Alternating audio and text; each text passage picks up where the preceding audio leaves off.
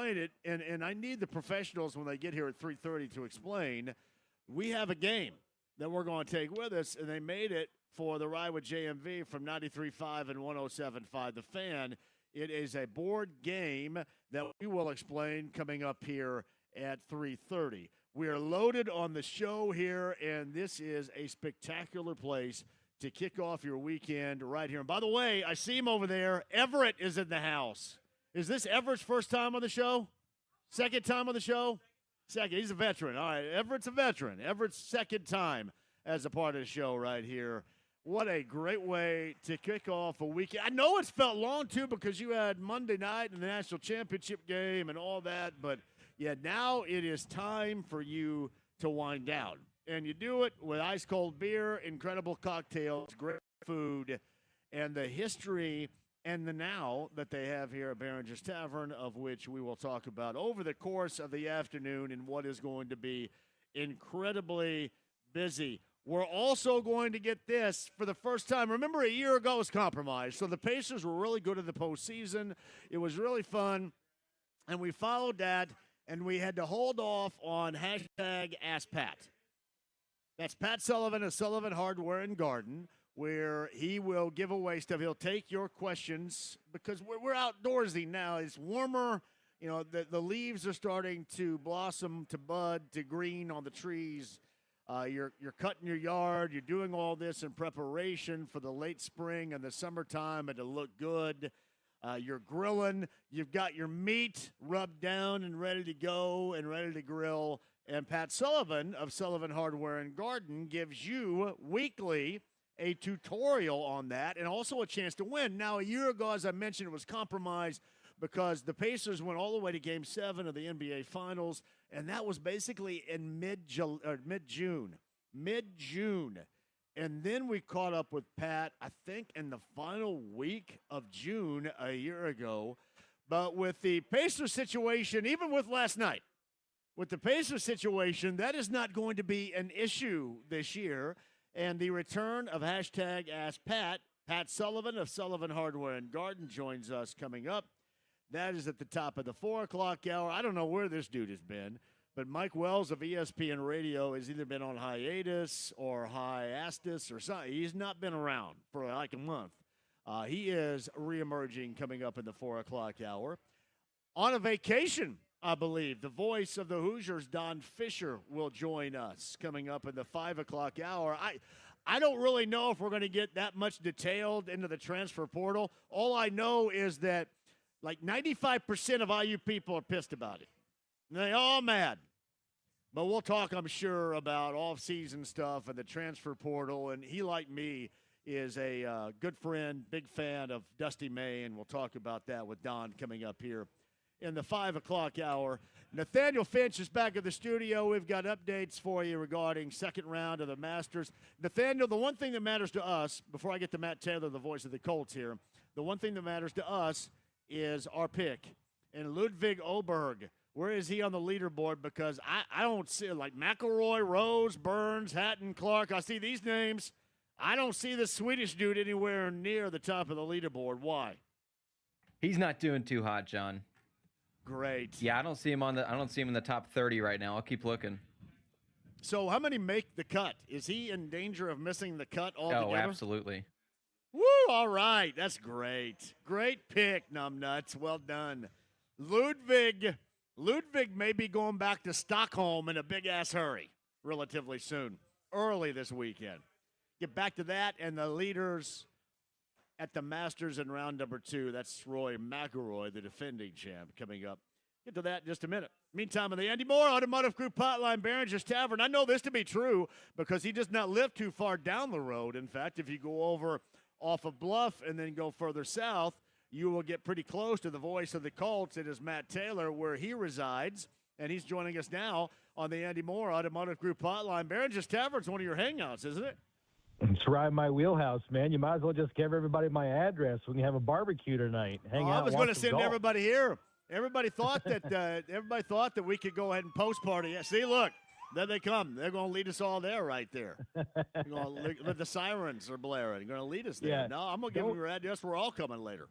Yeah, don't get thrown out of that joint because you're going to end up in the street and get hit by a car. I can tell you that. That's what's so uniquely awesome about this. We were talking about this. They're like 5 feet to Meridian here.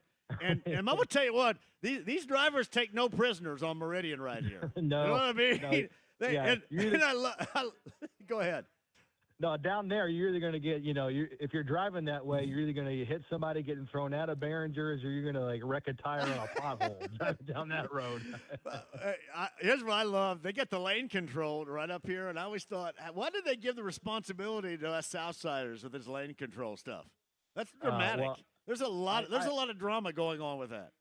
Yeah, and I hate that, too, because, like, there's cars just parked on the side of the road eating up an entire lane, right? I mean – I'm like, what are we doing? Like you roll up on, if you're driving in that lane and you roll up on a row of cars, you think they're just like stop traffic, but no, they're actually just. You got to get back in there, buddy. You got to get back. Now just, you got to know it. You know they're going to be there now, so you got to play it safe. 100%. I mean, they're just elbow up on the bar, drinking a Miller Lite at 4:00 in the afternoon. This is awesome. I knew, and I told Rob, the owner of this, that you spent a lot of time during COVID. You spent a lot of time doing work here, didn't you?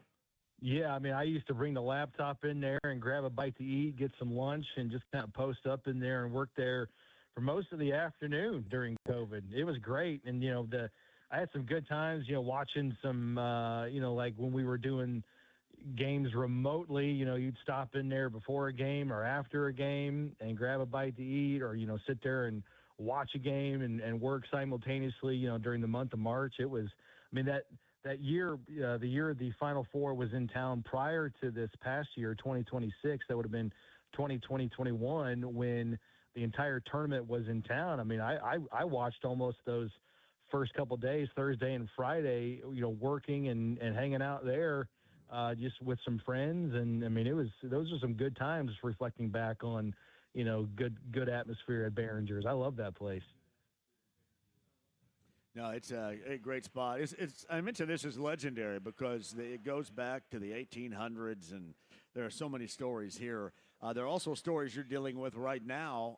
Did you think that it would come to Kenny Moore? Because I felt that at some point that it would, and I like Kenny a great deal, and I think people know that. So I'm kind of excited and hope that Kenny can find a place to where that he really likes, that will give him, maybe in his case, even more of an opportunity moving forward. But it's kind of weird, Matt. It kind of seems like the Colts are kind of halfway in with, hey, win now and we're good and we're going to win this year. And then, halfway out with, all right, we're looking for the future. What's all this entail, at least from your angle?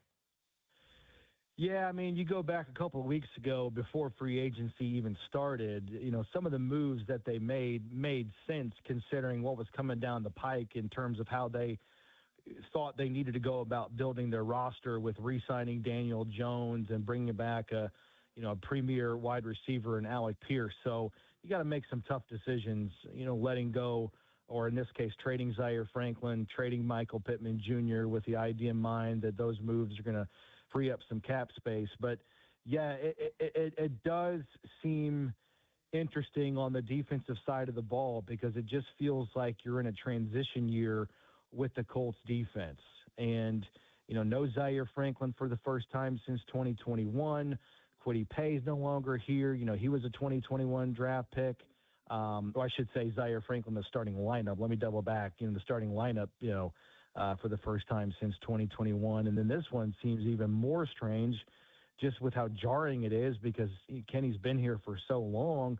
I mean, he was an undrafted free agent and a waiver claim in 2017 when the New England Patriots cast him aside, a week or two after they picked him up after the draft. I mean, that's going back pre-COVID, John. I mean, that's a long time in one spot, and he has produced at such a high level for the Colts. And, you kind of take a step back and look at all the things that Kenny Moore has accomplished. I mean, not to get too dramatic about things, but I mean, among cornerbacks, right, among all Colts cornerbacks all time, he is the all-time leader in tackles and sacks and passes defensed and interceptions. I mean, he is one of the greatest Colts players ever. I mean, the stats and his production really back that up. But, you go back to the end of last season when Chris Ballard pretty much declared the Colts have to make some changes on defense. They had to make some shrewd decisions in the offseason, letting some really good and important players go, and Braden Smith and Zaire Franklin and Michael Pittman Jr. and Nick Cross and now Kenny Moore, if this trade comes to fruition. But those are just sort of the harsh realities now when you're paying top dollar for the quarterback, top dollar for the wide receiver. You got some other important decisions coming down the pike, not that far distant in the future. And so, it's just one of those things where, there's kind of a log jam right now at the cornerback position. Cam Taylor-Britt is here. Justin Wally's coming back. So these are opportunities for other guys to step up and take on bigger roles. But Chris Ballard said, we got to get younger. We got to get faster on defense. And so I think this is kind of part of that. But, certainly a transition year on defense as the Colts make a lot of personnel changes and try to find out how they kind of find that sweet spot in terms of scheme fit and also price point, for Lou Anarumo. It is just kind of weird, though, because it does seem like there are moves that are made for the longer term, and then there are moves that have been made for the short term, and the Colts kind of find themselves right there in the middle. Matt Taylor joins us, the voice of the Colts on the Andy Moore Automotive Group hotline. You mentioned Justin Wally. He was obviously injured, compromised going back to training camp, and I don't know how much you can, in detail, get from that. But what were your thoughts in seeing him before he was lost for the season, and how would you expect him to step in? Because we really have no basis of comparison here with no snaps in the NFL in a real NFL game yet. I'm curious what you think that's going to look like, transitionally speaking, if that's the expectation. Yeah, I mean, it's interesting you bring that up because, you're right, to your point. You throw in Wally and also Hunter Wohler, two guys that were really playing well last year in training camp before their respective injuries, the two rookies. And Wohler's even more fascinating because he was a day 3 guy drafted in the 7th round. But if you just watch those guys last August, whether it was at Graham Park or in a joint practice with the Ravens, they were making plays. And it was just unfortunate that their seasons got cut short really before they even started. But I bring that up to say that, last week at the league meetings, Chris Ballard, Shane Steichen, Carly Ursay-Gordon, the 3 leaders of the franchise right now, they all made sure to mention those 2 guys, which is really fascinating because, like you just said, neither of those guys has played a down of regular season football, but yet they're counting on them to such a high degree with Wohler in the mix at strong safety. And then I would just say, based on how well he played and how good he looked last summer in the month of August in training camp, Wally was just destined to play somewhere. He was going to get on the field somehow, some way, certainly contribute on special teams, but you could play him outside. You could play him in the nickel to give Kenny Moore some support. Last year just proved that you can't have enough good corners because that position group was just ransacked last year with injuries. Kenny Moore had his calf. Ward had his thing. Gardner has had his thing. Mike Hilton was put on IR. So you just can't have enough good guys. And so Wally coming back is really, really important. And, if and when this trade for Kenny Moore happens, you would assume Wally can just step in right away. And that's easier said than done because he's still coming off an injury. Yeah. But, at least on paper and in theory, he's a guy that gives you good depth and, some production as the Colts try to fix the middle of the field. That was such a problem last year is they got taken advantage of so often and so consistently in the middle of the field in the passing game. So extra emphasis this offseason trying to upgrade the linebacker position and coverage. And then I think Wally factors into that as well. So Matt Taylor, voice of the Colts, he is on the Andy Moore Automotive Group hotline. So, again, mutually in agreement that Kenny Moore is cool to be traded.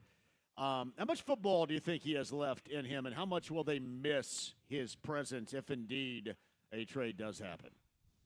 Oh, I don't think there's any reason to think that he's slowing down or he won't continue to play at a high level or won't continue to be considered one of the best nickel corners in the game. And I think that's one of the things that you just sort of have to live with these harsh realities. The Colts, they don't want to move on from Braden Smith. They don't want to move on from Michael Pittman Jr. and Zaire Franklin and Kenny Moore. But sometimes you got to do what you got to do because the salary cap dictates things, and it's just the shrewd nature of the NFL.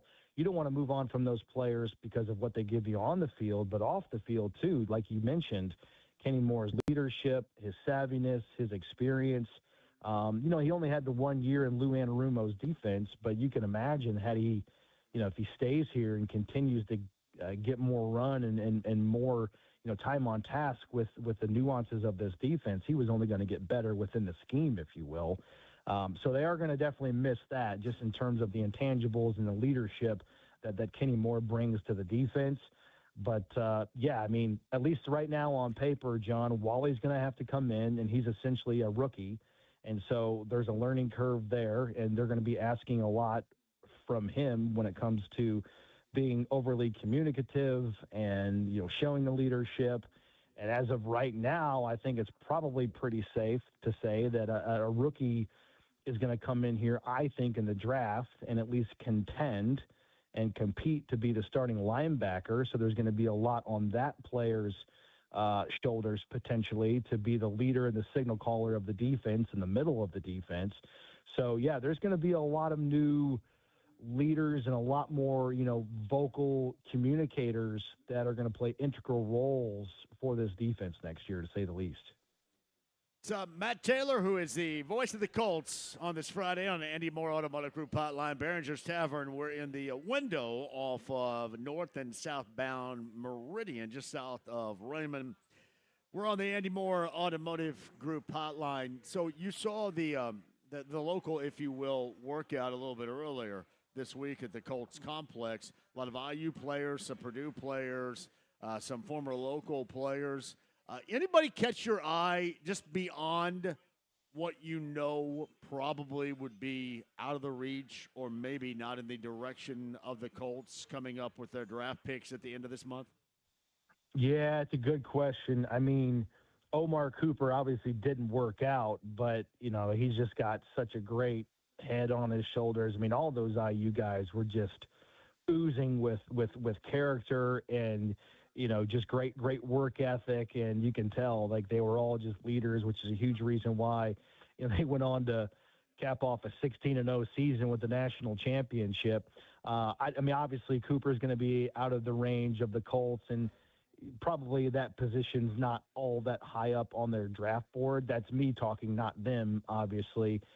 Just considering, I think that workload that Michael Pittman Jr. leaves is going to be filled by committee, more heightened roles, if you will, with Pierce and Downs and Tyler Warren.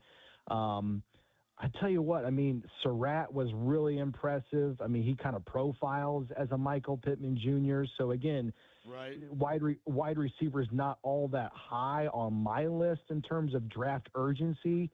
But, if the Colts can pick him up, let's say, in round 4, if he falls to that range, I got no problem picking him up because of the value and, just everything that he can bring in terms of experience to the offense. Coogan was there. I think I counted 13 IU players. It was basically the IU Pro Day mixed in with, some guys from Butler and Ball State, and Altmaier, the quarterback from Illinois, was there. Yeah. It's just crazy to think. I read it the other day. The highest amount of draft picks from IU in one single draft is 7, which is in 1976. Yeah. And that year there were 17 rounds, right? So, they're going to shatter these modern day NFL draft records, as it relates to IU football. And rightfully so, because all these guys can play. They're old, they're experienced, they've got a ton of veteran leadership, and I think they're all going to just have great careers in the NFL. And it's headlined by Fernando Mendoza, who's going to be the first IU player taken first overall since 1938. How about that? Matt, did you ever think that while talking about IU football players bound to be drafted in the month of April, in any year in the history of mankind, that there'd be more IU players drafted than the IU basketball team has players on its squad presently. Did you ever think that would happen? I mean, they'll have more players drafted than IU has players on their team. I never thought we'd get to a point where IU basketball doesn't have an incoming high school class, like a recruiting class. Like it's just, I know that was the case last year, and it's. I'm sure they're going to have one this year, but it's not going to be all that robust. Yeah, I mean, it's funny, kind of like the same type of conversation right there, like these what ifs and these hypotheticals. When IU was playing Alabama, I was watching the game with my father-in-law. My father-in-law has family ties to the state of Alabama, so he's a peripheral Alabama football fan, but he's obviously more of an IU fan. But anyways, we were talking about the state of these programs, and he's like, okay, rank these programs in order in terms of, prominence right now, currently speaking. It's like IU football, IU basketball, Alabama football, Alabama basketball. And it's like you put those things 1 to 4, it's probably like the exact opposite of the answer you would have gotten 10 years ago, 20 years ago, 30 years ago. Right now it's IU football, followed by Alabama basketball, followed by Alabama football, and then fourth out of the 4 is IU basketball. And I don't even think it's close. I mean, it's just bizarre, the world we're living in, because of you get the right guys, the right leadership, the right coaches, plus the portal, plus NIL. You can turn things around really quick, and that's the definition of right now of IU football, and certainly Michigan basketball, what they pulled off from last year, whatever they did a year ago under Dusty May, and now national champions with a brand new set of guys. Yeah, IU's got the only holdover is the guy that we all complained didn't get any clock in the Didn't final play. month of the season. Right. Yeah. It all makes a lot of sense. Yeah. The worst part about it as an IU fan, which I am, which you know this about me, is that not only did they miss the tournament again, but they're going to have a whole new team coming in next year, and they really didn't do a whole lot in terms of like setting up the standard of the program, implementing a new culture. Yeah. It's like kind of a year that's going to get punted into the record books, and we'll all forget about it, I guess, 5 years from now, depending on how the rest of this tenure goes with DeVries on the job. There's a lot of stuff I think I'd be cool forgetting about. That's happened. Some not so much, but others, yes, there's no doubt about that. Hey, Matt Taylor's the voice of the Colts. He's on the Andy Moore Automotive Group hotline. Thanks for joining us. I knew you'd probably want to hop on, given this is one of your favorite places of all time, Behringer Tavern. It's a bummer you couldn't get here, but maybe again we'll do this again soon. Next time they're going to have their outdoor area open, and we'll be out there coming up in June. So be ready for that. You can join us then. Keep me posted. I will not miss a chance to come hang out with you, especially with the good weather. So appreciate you having me on, man. Have a good weekend. You got it, pal. Thanks, Matt. Matt Taylor, voice of the Colts of the Andy Moore Automotive Group hotline, Behringer's Tavern. All right. Nathaniel Finch back in the studio. Give us a Masters Round 2 update considering our Swedish guy, and we'll find out. Hopefully there's good news where he's located right now on the leaderboard. What do you got? Great news. So today he's done with his 18. He was 2 under par today, so he is now even. He's definitely going to make the cut. We're good there, and he's going to go into this weekend at even. That's not bad. That's not bad at all. We'll take it. Just get there. You got to get to Saturday. 7 under right now, so he's certainly have some work, but he's going to get to Saturday. Going to get to Saturday. All right. He does not have to take that direct flight back from Atlanta, Georgia to Stockholm later on tonight. Going to be good to go. Quick break. We'll come back. You'd be good to go if you joined us. Behringer's Tavern. There is not a better way. And here's how I know there's not a bit, because Everett came up here. How old's Everett? 8. 8-year-old Everett said, hey, stop here and start your weekend off right. That's what my dad said when we were on the way here. So if Everett says so, then we all need to. By the way, thank you. My man J-Law is here, and we've got good cancer get the hell out of here news, don't we, brother?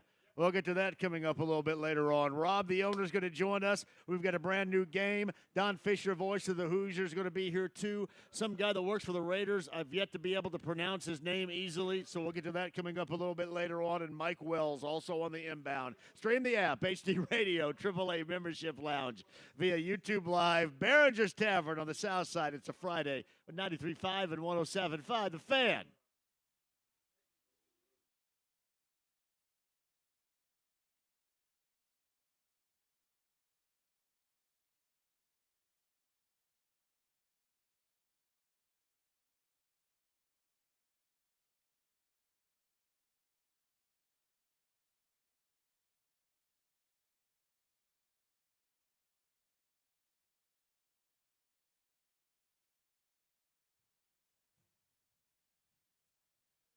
Hey, John here for the best in plumbing. Have you heard about that? LD Smith Plumbing and Drains, 317-927-7186. Don't let anybody else tell you. Let me tell you.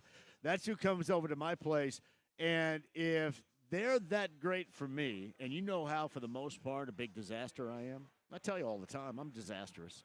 But with Lance and his local team, it is no problem. They have been over there a number of times to do so many things. I'm talking big or small. Whether it was a frozen pipe, no water, how am I going to the bathroom? This is not Little House on the Prairie situation, all the way to, yeah, you know what? My sink, I need a new sink and I need a new garbage disposal. All of that and in between, they're going to take care of. And this time of year, we know that rain is on the inbound, right? We know we're going to get some wet weather. Make sure that your drains are clear, clog-free. There is no clog there. Plus, your battery backup and your sump pump are all working cohesively. That's the way you can find that out. And if you need a new one, either. Great deals going on at LD Smith Plumbing and Drains. 317-927-7186. Lance and his local team online. That's ldsmithplumbing.com today.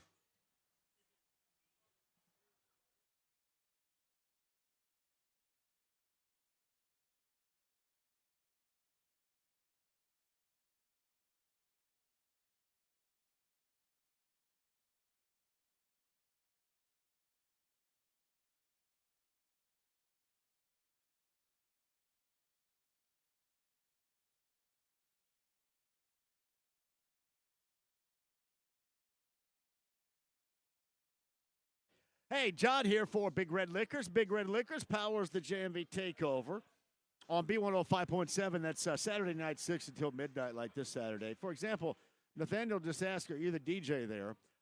In the live shows we do, I am the DJ when it comes to the in-break stuff that we're in. Like, you guys are listening to me, but here I've got Daryl Hall and John Oates and Kiss on my list playing, which may play coming up tomorrow night, empowered by Big Red Liquors, 100-plus locations, state of Indiana, Modelo, and the Modelo products. You got Bud Lights, Michelob Ultra, all great deals. If you want the beer, Full Rose, a single barrel, $15 off right now. Seriously, it is all great. And by the way, 19 new locations in Indy alone. With our friends at Big Red Liquors, they're going to make sure your weekend is spectacular. If you're having a party, a gathering, a get-together, bringing the fellas over to watch the Masters, make sure you call upon Big Red Liquors. And by the way, on Saturday night, you know this, High Noon, hard seltzer, double shot power, High Noon products, all your favorite flavors. You're going to find it there at great prices at Big Red Liquors, 100-plus locations, state of Indiana, one near you. You can find it online. That's bigredliquors.com.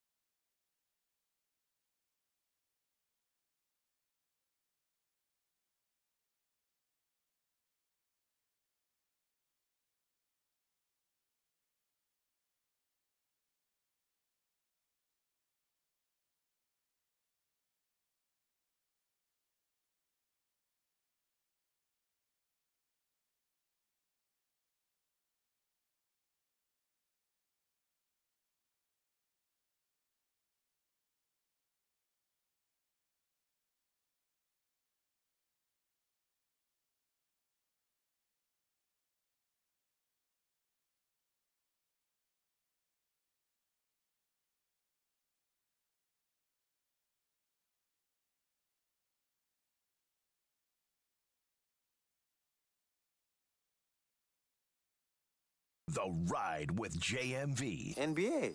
Oh, NBA. Where'd you learn about that? Sports Illustrated swimsuit editions. 93.5 and 107.5. The Fan.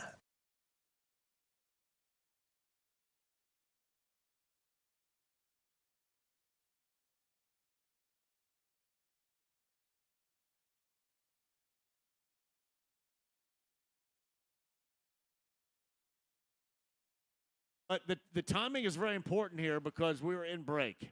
So we did. So could you drive your ass back here and honk again? we gotta have your honk documented.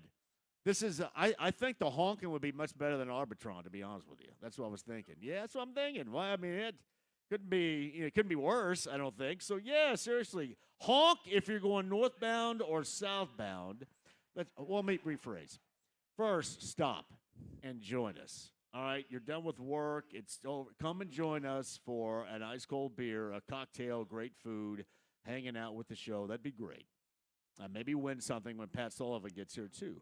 But let's just say you can't. Okay, that's understandable. But make sure you honk and let us know that you're listening because we're in the window, literally 5 feet from northbound Meridian. Again, south of Raymond right here. Northbound, southbound, doesn't matter. Make sure you're honking for the show right here.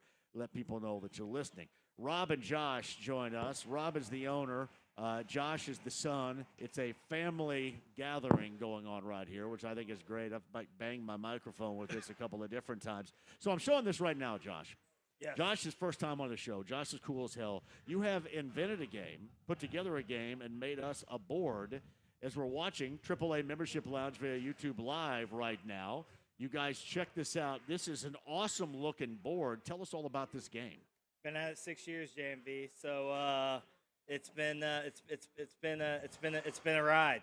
So did you invent this game? Yes. You're the inventor. Did you copyright this? Yeah, it's patented. Holy crap! I don't. Is copyright the right word? I'm not sure, but all right. Well, tell people about the game that you've invented. So imagine cornhole with a hacky sack style bag, but the kicker is to say you and me are partners, and I toss it long. Yeah. You could use your feet to assist. So we like to say hack is back.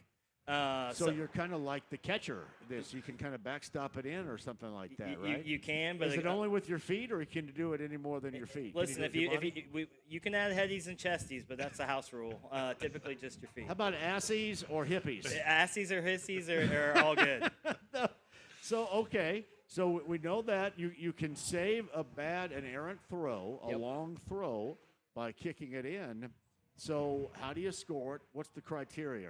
Just like cornhole. So 1 on the board, 3 in the hole, just like cornhole. So you don't have to teach your friends and family a new game, but it's taking out the one thing that people don't like about cornhole, which is they're portable. I think I'm going to write that down and write a song called 1 on the board and 3 in the hole. I think right there. It'll be a hit. I'm going to write a song about that. But somebody's going to have to write that song for me right there. Now, this is a great-looking board. This is, like, top of the line Crafted stuff right here in Indianapolis. Really? Yep. Who did the work for you? Right here. Did you do this? Yep. Man, that's awesome. Thank you very much. So we cut them on a CNC. We handcraft them. We assemble them right here in Indianapolis. So and the game is called one more time. It's called a Rebel Round. Now, how'd you come up with that name? Because you can play it like cornhole. You can add in the it's assist, round? and it's round, and you revel in the moment when you play. So. Revel Round, and Rob is here too. You're putting out a new outdoor section, which is going to be about a month away from being complete. We've talked about this before. And Revel Round will be active out there, correct? We will have 2 Revel Round courts and a Revel Round league one night a week. That is incredible right there. Yep. Now, is this sweeping the nation? Has this caught on, Josh, any place? So we do the Boat and Sport and Travel Show every year. So some of your listeners might have been there, heard of that. Yeah. We've done over 100K just at that show over the last 5 years. So you went. That was about a month plus ago. Yep. So did you have a lot of appeal there? People were interested in this. We were swamped. Really. So do the cornhole people kind of go, hey, man, that's kind of like ours. We get some haters. Do you really? Oh, yeah. Hey, man, come on. Let's go. But at the end of the day, once they play, they're like, okay, this thing's pretty damn cool. Well, we talked about bocce ball out there. I think you're going to be able to do bocce ball out there too, right? But this is going to be the major focus because this is your game. Do you have high-level intentions, elite-level intentions to take this game one of these days? Honestly, it's just taking out the one thing people don't like about cornhole, which is how big they are. Other than that, the gameplay is amazing, and if we keep doing our part, people keep grabbing onto it. Well, and I will say this: if you're playing cornhole, then if you're on the other end of it, you're just kind of half-assing it around. But now, when your partner's on the other end, he's got a bit of a responsibility here, right? Well, who hasn't played cornhole where their partner's wandering off? Yes. Who knows what they're doing? Right. And this one, you got to be engaged. It's like, hey, partner, pick me up. So, does it score just like cornhole and everything too, right? Yep, but here's the kicker. Say if you kick it in, say I toss one that goes long, you kick it in, it's actually worth 4 in the hole instead of 3. So other than that, it's just like cornhole. Man, all right. Revel Round is what this is called. Now, thank you. This is exclusively played here. It will be, right? Or is it played? Do we know if it's played anyplace else around here? Do we know yet? You don't have to give any names or anything, but do people play it around here? A lot of people play it around That's here. Started beautiful. right here. It's kind of expanded out all across the Midwest. Wow. Well, thank you for these awesome boards. Revel Round is the game. Now, if I got people out there that are interested because we're working now into a lot of outdoor season stuff. Yes. If people are interested in doing this and taking boards home, can you help them? I think we can help them. All right, well, give a number out there. So, revelround.com, check us out. And then, honestly, if you're interested, say, give me the JMV deal, and we'll hook you up. Revelround.com. Yep, and then 317-438-9675. Shoot us a text. Is that you right here? Yep. Yeah, do it one more time. This is Josh. Somebody text Josh right now to make sure to text him right now because you want the Revel. This is great for backyards and reunions and everything that you would do the other game with in the backyard. Yeah, so also inside play. So basement, garage, all that's perfect. Yeah. And then if you want one, if you're interested, 317-438-9675. Revel Round is the game, and a lot of people love that too. It's funny. I'm not going to mention the other game anymore because when I did that, we did this thing with we call it mini hoop, right? Travis, we call it mini hoop. And if I would slip and call it, what would I call it? Papa Shot. Then the Papa Shot people would send me a letter from a lawyer saying cease and desist. Don't say Papa Shot. So I'm not going to say the other whole game. Well, and if they want to try it first, make sure it's cool before they spend on it, then they should come on down to Barringer's and join the league. Yeah, try it first. Josh, ask Josh down here one more time. Josh, give him your number. 317-438-9675. Revel Round is the game, man. Thanks for these boards. That's awesome, brother. Absolutely. Thank you very much, Josh. All right, Rob is here as well. Hey, what's going on at Barringer's besides what you're doing outside and Revel Round and lots having going cocktails and beers and great food right now? Long What's time happening? no see, man. Well, I know it has been a minute. Things were a little bit different the last time we were here. We had a little bit of hope sports-wise. Yeah. And now we're just waiting for this Pacer season to get the hell out of here. Exactly. And now we wait for Mother's Day for the draft lottery. Yeah, but here at Barringer's, we're still kicking in. Great food, great daily food specials. And we got our whole round of entertainment. Monday's trivia, Tuesday's music showcase, Wednesday's bingo, Thursday karaoke, Friday singo. And then occasional bands on the weekends on Saturday. That is beautiful. And we're getting ready to open our outdoor area. Yep. We're 4 weeks away. Well, you guys rejoin us at the end of the show so That'd we be can great. make sure we remind people. And we'll hang out. Look at Chris Hagen at Fox 59 just walked up in here right here. There he is right over there. We got to get some beers going here, too. Hey, Josh, thanks again, pal. You're awesome. You come back. Rob, you come back a little bit sure, later on. for sure. We'll make sure we explain about Barringer's. But that's Revel Round, a game that you can get. And we'll remind everybody about, again, the number and how you can get a hold of that. Hagen's going to join us, too. Top of the hour, Pat Sullivan. Sullivan Hardware and Garden is going to be here, too. Hashtag AskPat. Mike Wells, Don Fischer, voice of the Hoosiers, and more. Behringer's Tavern. Let us know if you're driving by here off of South Meridian, north or southbound. We'd love to know that you're listening by honking the horn. Do that. Kenny Moore stuff. And Chris Hagen on the other side. Stream the app, AAA Membership Lounge via YouTube Live, 93.5, 107.5 The Fan.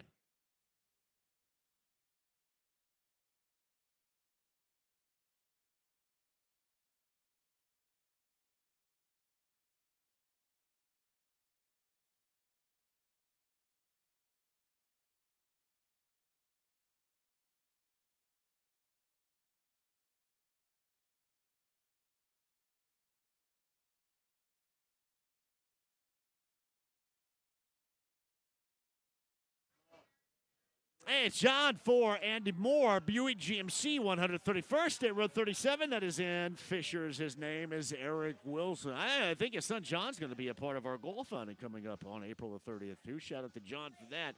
But, Eric and Rob and the gang are all about the high-level greatness of the car buying experience. It's one-stop shopping. I can tell you this for real.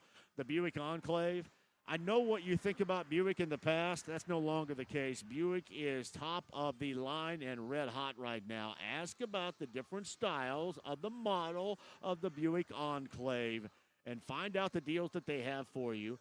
Do it right now at Indiana's Best. My friend Eric Wilson will help you out and get you in touch with exactly what you want for the price range that you want and the service after the sale that you desire, all at one place. That's, hey, what's up? It's Andy Moore, Buick GMC. Tell Eric Wilson that I sent you. 131st State Road 37 in Fishers.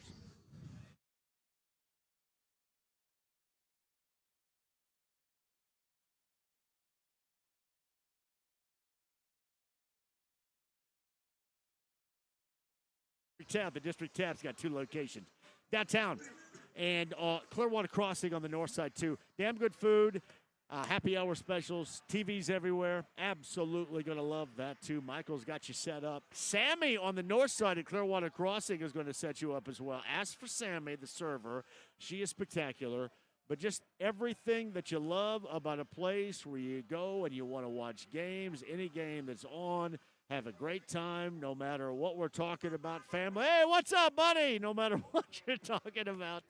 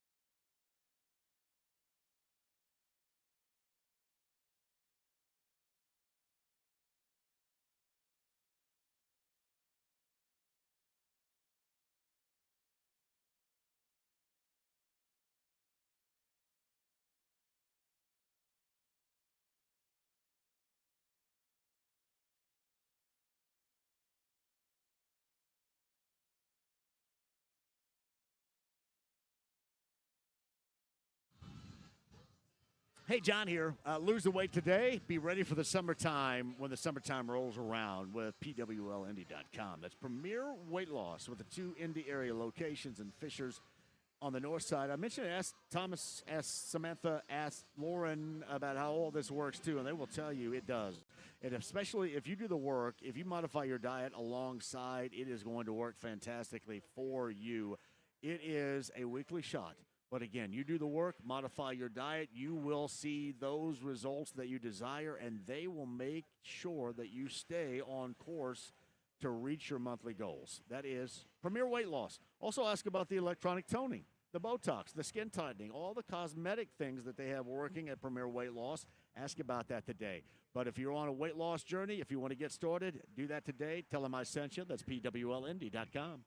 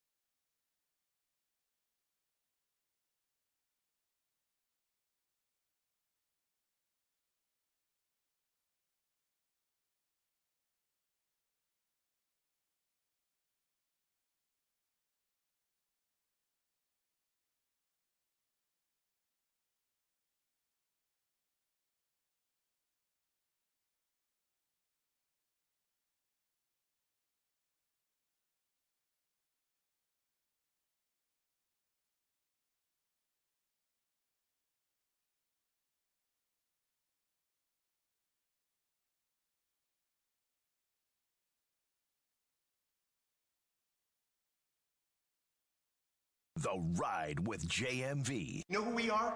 We're losers. Hey, I got a stat for you. Okay, let me have a ball. And now, back to sports talk. 93.5 and 107.5. The Fan. Dev's the on-site engineer. My name is John. This is Behringer's Tavern, the legendary place on South Meridian. I got to thank a lot of people for stopping by already and joining us. We've got a new live feature with a microphone and everything that Brittany is setting up over there called This or That. We'll get to that in a second, but I don't know if it's this or that. Maybe somewhere in between. Chris Hagen, the Fox 59 is here. Are you this or are you that? My pronouns are this, that, so you're correct. Hey, last time we were here, there was, I think it was Southport High School. They were having their 60-year high school. Yeah. And I fell in love with that one lady. That was awesome. She was awesome. Yeah, it makes you realize as we get older, you realize how fast time flies. And when you're a kid, you're like, what do these old people know? And then you get older, you're like, damn, I'm one of these old people. And I know a little bit still. So this is a great spot. You get young, old, and in between. And this dog across the street here, he's living the life. You see this? He's got a fence. And it's a D-O-G, not a D-O-W-G. Yeah, so he's it's a not dog. Some dude, a dog. Yeah. Hey, dog, what's up, dog? He just stands there and barks at every car that drives by. I'm like, this dog is living his best life. Wow, so, I would too, wouldn't you? Got the window open, got a bucket of beverages. Can't get any better than this, John. But Kenny Moore is ready to be traded, and the Colts are ready to trade Kenny Moore. Which I think the story out of this is just the fact he's been here for so long. But yeah. To me, it's kind of like this organization has one leg in and one leg out of well, you winning. remember in 2011, after the 2011 season, they sent Peyton Packing and Saturday and Brackett and all these guys. You felt like, oh, well, you're cleaning the deck because now you have Andrew Luck. So now you feel like you're kind of halfway cleaning the deck. But What's okay, up? now, so what do you have? Like, what is you lost all those faces of the franchise back then, but you had Andrew Luck, you got T.Y. Hilton, Vic Ballard, Dwayne Allen, all these guys. You're like, okay, out with the old, in with the new. So now you're kind of out with some of the old, in with some of the new. It is an interesting situation. And I heard you when I was coming in.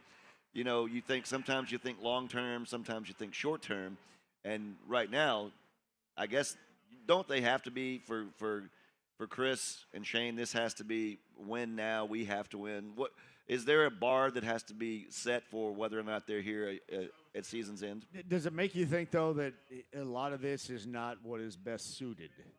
And I'm not talking about getting rid of Kenny Moore, trading him, or getting rid of the veterans that have been around here, but you know, it's kind of like, all right, we want to start, but we're not ready to start right now, which it just doesn't make a great deal of sense. You could have gone in. What's up? You could have gone in to get started earlier, and they chose not to do that. I think that dog heard me talking about him on the radio. No. Well, Chris Ballard, I know he's got some detractors and some supporters, and his tenure speaks for itself, but he's always said, and I believe him on this, he wants to do what's best for the franchise. He's not going to put his needs or his job, whatever, on the line above what's best for the franchise. So I believe he's doing that. I believe in Shane as a head coach. I believe he's a brilliant football mind. So it's one of those things, though. You're like, all right, fellas, that these long streaks have been stacking up of playoffs and division titles and playoff wins. You gotta see something in the right direction. At least that's what I'm thinking. If I'm a Colts fan, and especially if I'm a Colts owner. So if you're a Colts fan, how do you feel about this? Is it justified, hey, it's time to go, or is it, this is just a player that you think that you deem important that likelihood is not going to find somebody, even in Wally that's going to be able to play at the level in which he did. Even with a bad season last year. He didn't have a great season last year. Kenny's gotten older. He's had some injury issues. And full disclosure, he was our Fox 59 Colts analyst for a long time, so I love Kenny. He was out there when my father passed away at the Super Bowl. He was there right when it happened, and he was really good to me. So that probably gives me a little bit of bias. Yeah. But I think there's still some tread on the tire, and I think he wants to be somewhere where he's in the playoffs, and he's in. Maybe he's not the big name on a defense, but maybe he's a contributor for a team that's making a playoff run, because you start seeing the end of the line of your career, and you want to feel that that magic that we thought we had last season when they got off to the 7-1 start, and it just. And Zaire Franklin had said that. He said, I'm very protective of this start. I tell all the guys, like, this doesn't happen. You have to embrace it and seize the moment. And, you see how quickly, even in one season, where things can just really go south.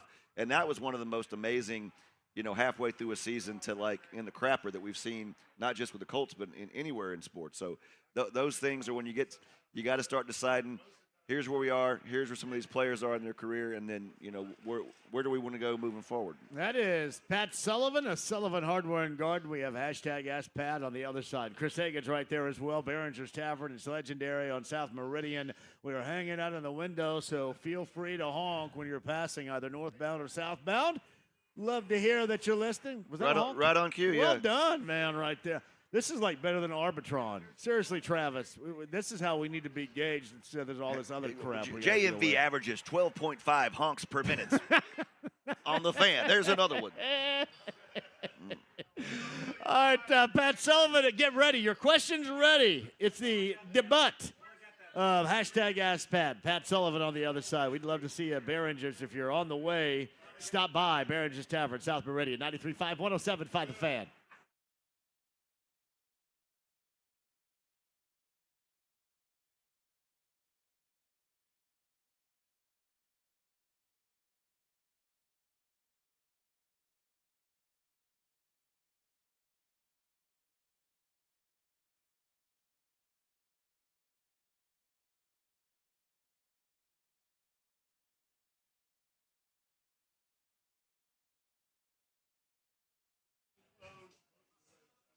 Got you covered here, Mark Dietel, Mark Dietel Realty, 317-755-4232. That's markdietel.com, markdietel.com. Today, if you're thinking about doing something right now, or maybe it's later, no matter the situation, make sure you go with a person that can get whatever your needs might be, meet those needs, and widely at an elite level surpass those needs.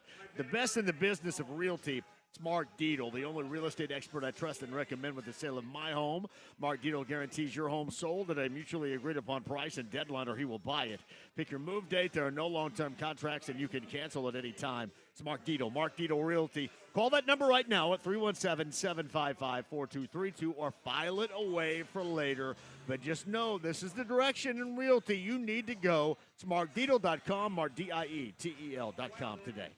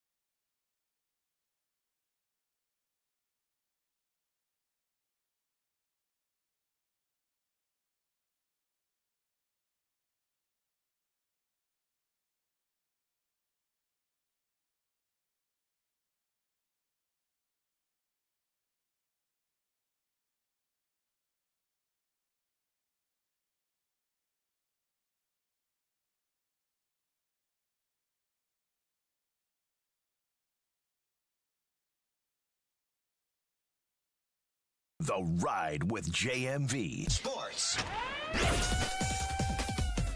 Wow, these guys are playing hardball. 93.5 and 107.5. The Fan. Behringer's Tavern, welcome back. For $500 that I don't have, Chris Hagen, name the one-hit wonder artist of this 90s classic right here. Guns N' Roses. It is not Guns N' Roses. Pat Sullivan, the Sullivan Hardware and Garden. Who sings this song? You know not to ask me Give me the music first, questions. first initial. Go ahead. Hey, crank it up a little bit more here. I know the song. What's the first letter of the artist? I.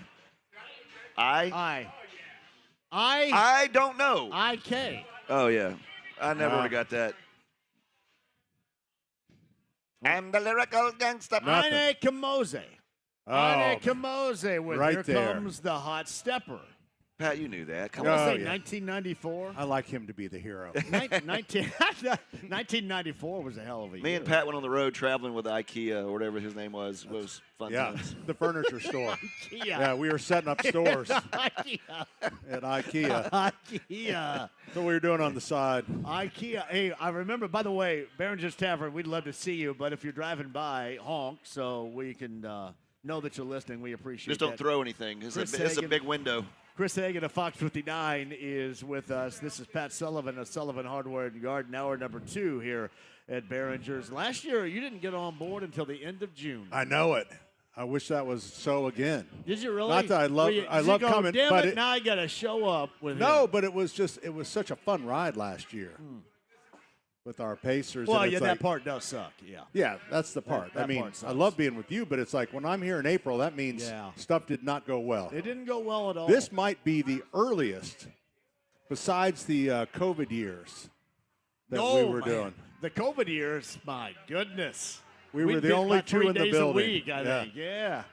Yeah, they. That's. Remember, we had to go in there and put our face up in that, and it took our temperature, and Well, you know that was dumb as hell. But the funny thing was, dumb as hell. the broadcasters, we were just in the building. It's when everyone else came back, oh yeah. and it's like in the elevator it Yes. said, "Press your floor button with your elbow." Now, wait a minute. Somebody made a sign that said Yeah. that. How were they taking your temperature? So they had some kind of iPad out there. That's not how they did mine. Did they really? They just Wasn't good. They shove a thermometer. You know what's funny is Fox 59 is archaic like that. we know we're partners with you now, so be careful. You are partners So with us many now, people. Everybody's owned by the same I went to company. work every single day. Like some people work from home. Yeah. I never did they take us. Other people worked from home at the station, but somehow the sports people always persevered, and we were there. No sports Right. to cover, but by God, we were there. You were there. My first live show during that time, they put me behind plexiglass in a plexiglass box. Yep. And it was maybe the dumbest thing of all time. I don't Well, know you who are came the up man with in the that box. idea, but it was so stupid. I thought, man, Do you know what what are we doing? there and was it so- was hot and sweaty. You know, so many. I mean, we joke, but it was a terrible time. People lost Yeah. loved ones. But It was. one thing that stands out to me: do you remember what you and I missed as friends because of COVID? And I'm sure you're very grateful you missed this. Remember, I bought us Michael Bublé tickets. Oh yeah. I was going to make you go see Michael Bublé. And you went to great lengths to make sure Hey, you didn't have shout to out to COVID. it was like 3 weeks away, and they were canceling stuff. I'm like, well, surely 3 weeks, we're good with this concert, right? Michael Bublé. I forgot. We Wow. were supposed to go to that. All right.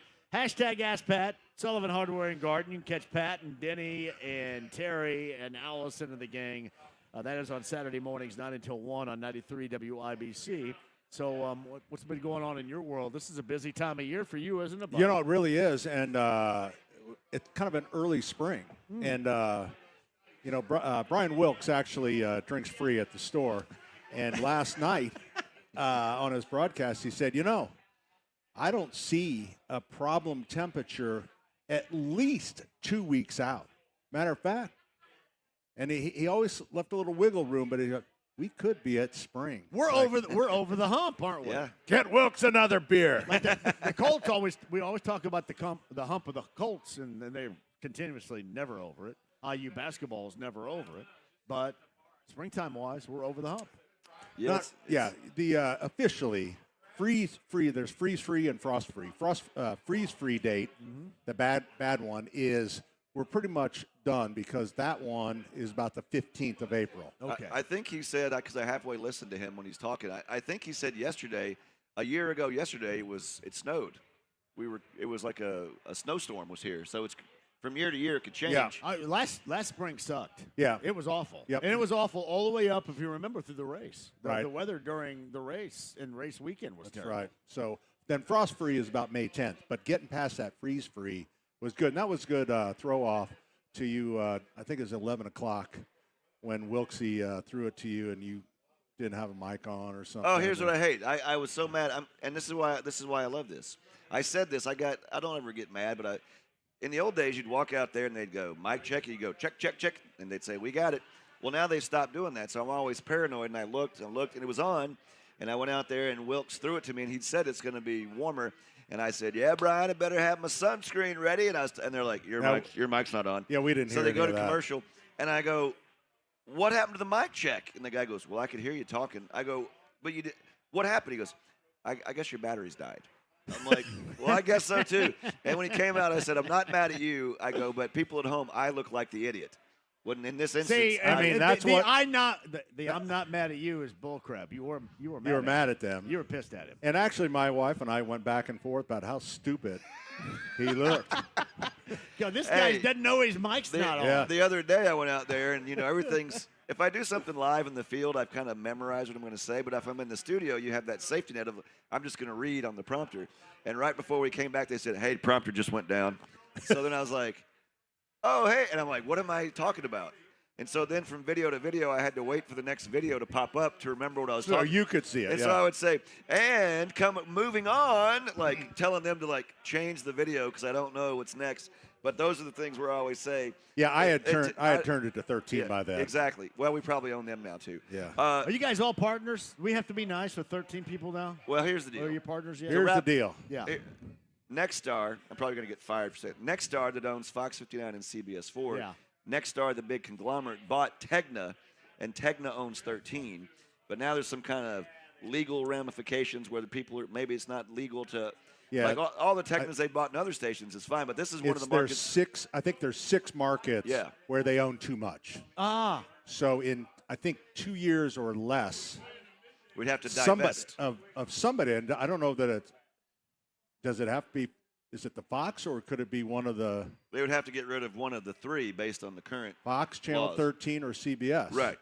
And we have 2 buildings, so would you try to get We're everybody flip in one a coin building? for that or what? And then another company has bought has 3 stations, so it's really shaping up to like the March Madness bracket. What station, what company will be left standing? Every station owners in this market now. 2. Right? If that goes through, you would have 2 owners of every station in the market. Which one's better? And somehow I'd be without a job. They'd find a way to get rid of me. Well, you know what? Now that we own this, so it's very. Can we make jokes about it? Is no, it okay? I feel horrible for all the people like I Brad do too. Brown, I love Todd Brad, Clausen, yeah. and all of a sudden, well, I know this. When we took over CBS, we went and hired a bunch of people. We didn't become 2 stations and fire a bunch of people. So that's kind of a new way to do it. That's kind of a new format. Yeah. Get rid of everyone. Get it and make everybody buy an else do more. asset and then get rid of what is considered the asset is the people. Right. Yeah. And like, you know what? People who make a lot more money and own things that I don't own, those are the ones they know better, I'm sure, than I do, but I feel for the people. I'm not worried so much about the buildings, I'm worried about the people. I'm at a point in my life at 56 and doing this for 25, almost 30 years that nobody knows better than I do. Seriously. Of course. I don't really want to hear it. If others, I really don't sometimes.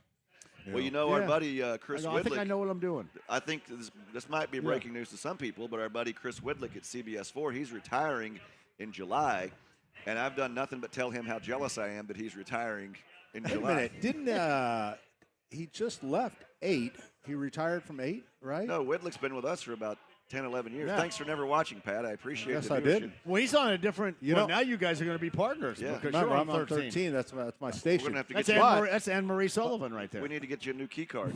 I actually, when Chris was brand new to the, I was filling in for Pidge at WIBC, and he had just rolled in, and he was covering something we were partners in, and we had him on for a live hit for the Colts. A reminder, as I said earlier, time flies. Oh man, does it ever? I love it. I tell you what, though, it is fun though. There's nothing. Hey, what's up, bud? There's nothing like this right here. Being a Behringer Tavern, doing hashtag AskPat. Chris Hagen, Pat Sullivan. I'm JMV. All right, you want some questions? Hashtag Yeah, AskPat. let's do it. So Let's we're get giving it. away these Yetis, right? Yeah, this is going to be all season long. So you're actually giving me away right here. That's We're awesome. giving away Yetis. Say the ride with JMV. That is awesome. Thought it'd be pretty cool. That is real- Hashtag that's some good branding. AskPat. Get your questions in. Hashtag AskPat.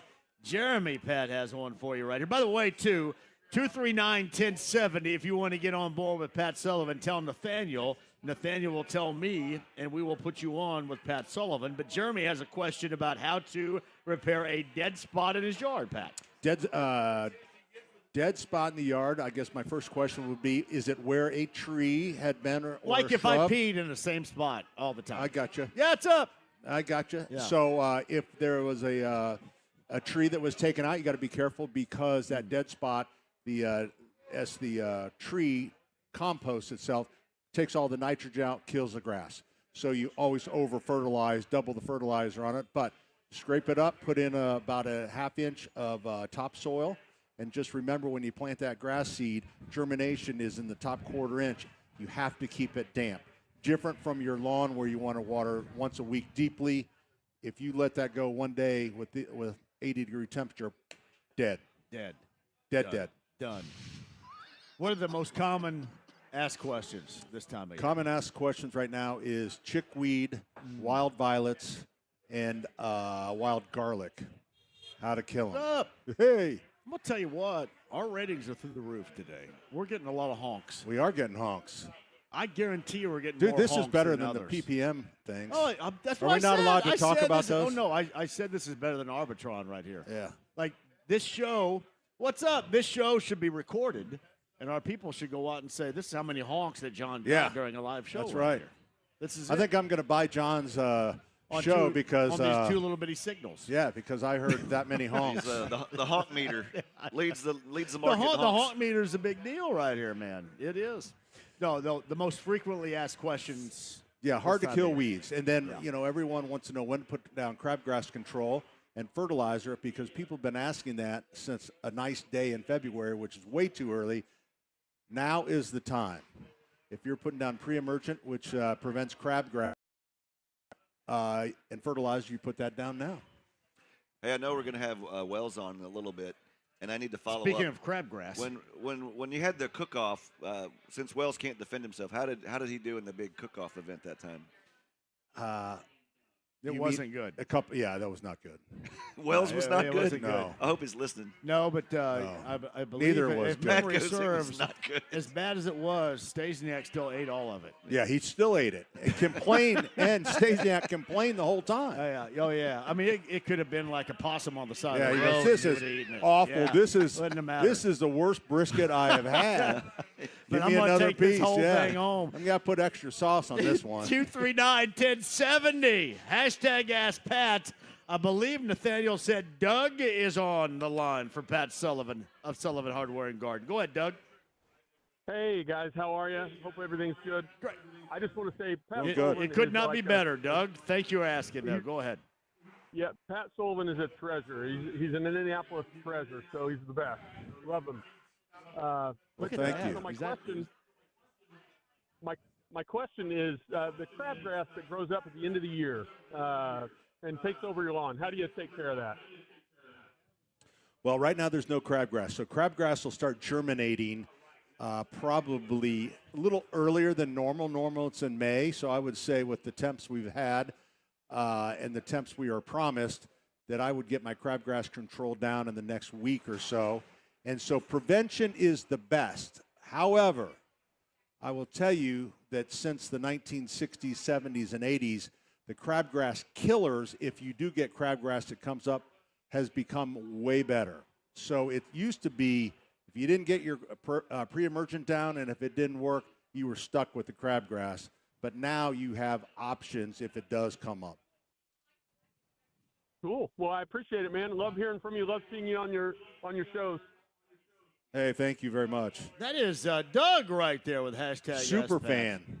Doug is on. By the way, John is here along with Everett. John wants to know, #AskPat, what do I do about those moles? The moles are always very popular subject matter this time of year. John is there with Everett, wants to know. The moles. You know, what I would do with moles is get yourself a cat would be good. No, you know what? The best way to kill them is using those poison worms. There's all kinds of stuff for moles. There is little granules you put down that is castor oil. Some people say it works. I say no. There's vibrators. Say what? There's mole. Come again? Yeah. There's vibrators for moles, and you just put those in the ground, and they vibrate about every 10 seconds. And the theory is that the moles would run from the vibration, I should say. So I don't think those work, but some people swear by them. I would say the best thing to do is either a trap or the most common thing now is talprid worms. And you press down the mole run. You find an active run. Yeah. Because moles will, you know that, John. I've heard you talk about it. I'm all about They it. will not go back to some of the secondary runs. So if you put your worm in the wrong place, you're not going to get anything. You may not get it back. So you press it down, wait 24 hours, find the run that's been pushed back up, and that's where you want to bait. That's where you want to lay your worms. See, man, I do that to you guys on Saturday morning, and you sound like you get pissy with me when I do that. No. Well, I'm on your show now. Innuendo. I know. You get a little edgy. I don't care. Payback. Yeah, I know. This you don't care. This is normally PG-13 or R anyway. I think most of the time here. Shout out to Everett, who's 8 over there, by the way. 239-1070. Justin is on with #AskPat and Pat Sullivan. Hello, Justin. Hey guys, how's it going? Justin, great. Go ahead. Good. I'm in the market for a new lawnmower. A riding lawnmower, approximately 36 to 42-inch cut. What do you suggest? You know, something crazy. How about a 52-inch zero-turn battery? Uh-oh. Can you believe that? Do you have the size of a yard that's conducive for a battery-powered lawnmower, Justin? They'll cut up to 2 acres. My yard, my fencing cannot handle a 52-inch cut. I'll never get it in and out of my gate. It would seem. Okay. There's smaller ones though. No, but, he can. It seems like the battery powered may be conducive you know what? to his yard. It is amazing. You know, the technology in batteries is crazy. Yeah. But now up to the company that we carry is Ego, and 52-inch can on one charge can cut 2 acres. Yeah. So let's say they're BSing. It's like still an acre if you cut it in half. It's like, so I would be looking at that. I have a 65-inch cut, and I cut my 4 acres in about 5.5 seconds, Justin. It's pretty incredible. 65-inch? I think 60. It's big. 65, Spartan. 66. It is Spartan brand. Spartan brand, yes. Okay, is that from the Moore Shop? The Moore Shop up there, which is awesome, by the way, too. So, yeah, I have a lot more space. It just depends on, Justin, how much time. How much you want. How much time do you want to spend on this bad boy? Well, I've only got about a half acre, and I don't want to spend a whole lot. I don't want to break the bank buying a lawnmower. Yeah. Well, tell him all about it here, Pat. I would. Got it. You know what? Seriously, I would look. It depends. I mean, I guess like I don't take care of anything, so battery is perfect for me.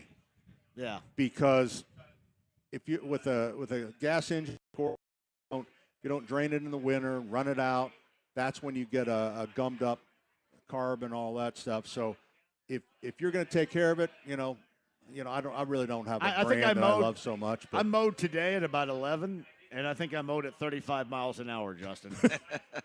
I bet you got a great looking cut. Everything's got to get the hell out of the way. Yeah. There I'm coming. Looking good. I am coming at you. But I would look at the battery options. Justin, anything else, pal? No, that's about it. All right. Hey, go get that battery and tell us how it goes, okay, pal? Thanks, Justin. Yeah, thanks, guys. They have you got it, pal. Battery snowblowers. Yeah, they got battery everything now. It's so great when you're out there trying to start a cold engine. I have a battery. Actually, Jeff Watson, my neighbor, has a battery weed eater, and I use it. Oh. Actually, it's in my garage right now. I don't know if he knows that. He's got 2 of them. He doesn't need to know. You just need to move in across the street. That's where. I know what that's the Watsons. Jeff and Glenda Watson take care of me. I'm like their other son across the road. Is it pity? Well, I think it's friendship, but I am like their other. I'm like their family member across the road. So yeah, that's me over there across the road with the dandelions in his yard right now. Let's got to do something about that. Pat Sullivan of Sullivan. You shouldn't kill the dandelions because that's early food source for the bees. I know. So I always say, get a neighbor like my neighbor across the street. Great people. They do an all organic lawn. So I then go ahead and nuke everything because I know that they're taking care of the bees. Smart. So as long as they're taken care of, I'm fine. Hey, Pat, hashtag AskPat. Let's get him on here because he's a friend of both of ours. Fulton has called. Surprisingly enough, Fulton has called. Fulton. Hello, Fulton. Man. How are you? Hey, John. Hey, Pat. Hey, Fulton, how you feeling? Fulton's got a little bit of a cold. Does he really? Yeah, he does. You better go blow your nose, Fulton. Stat. Yeah, I'm good. I'm good.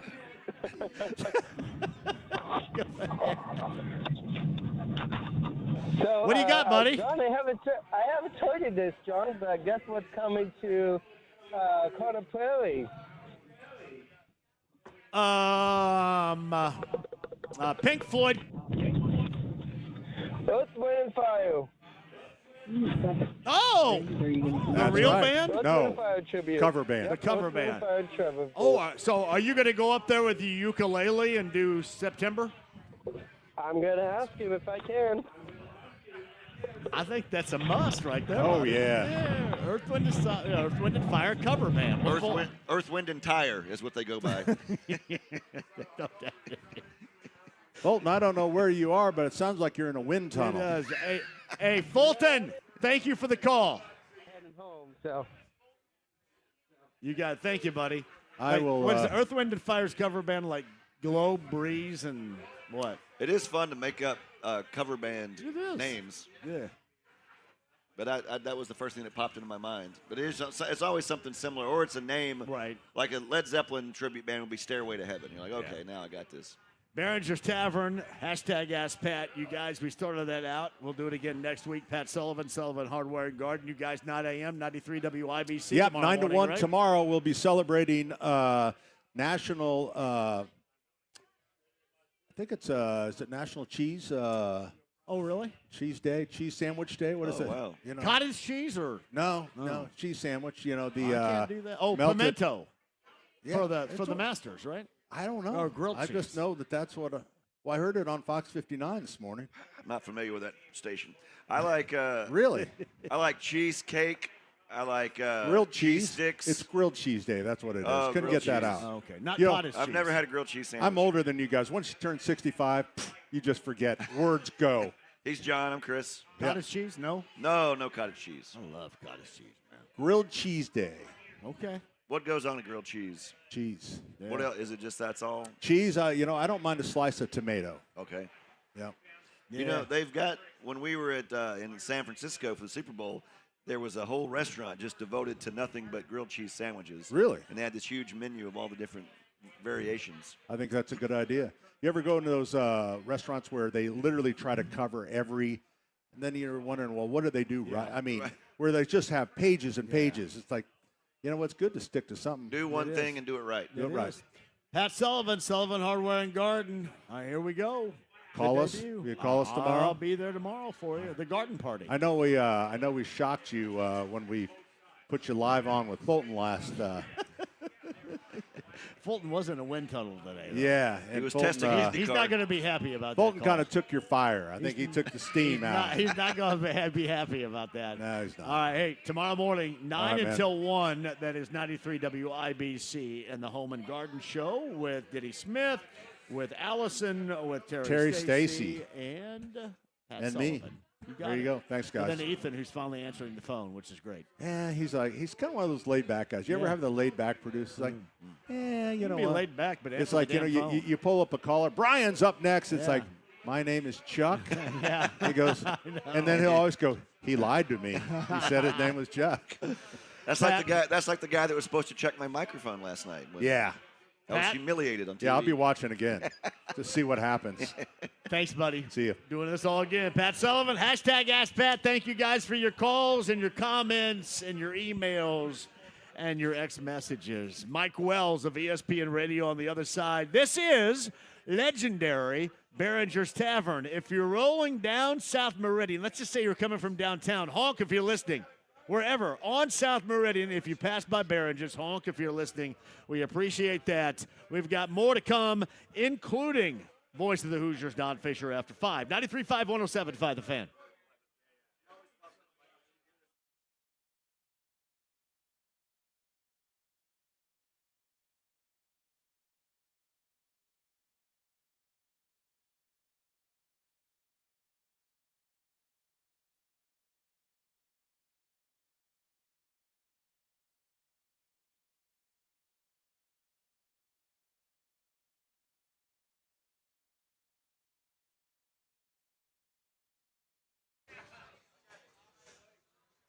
Hey, it's John for the District Tap. 2 locations, Clearwater Crossing, Northside, downtown, Indianapolis. TheDistrictTap.com with great food for you. Happy hour specials going on right now. And it is a perfect place to go if you want to do a couple of things. If you want to pay attention to your significant other, pay attention to your family while also watching every single game that's on TV, the District Tap, they got you set up right there for TV. Absolutely everywhere. Damn good specials and the incredible space that they're throwing a party for you. Event space, private event space. North side, ask for Sammy. Sammy's going to take care of you up there. It is the District Tap. North side, Clearwater Crossing, downtown Indy. Tell everybody that I sent you, thedistricttap.com.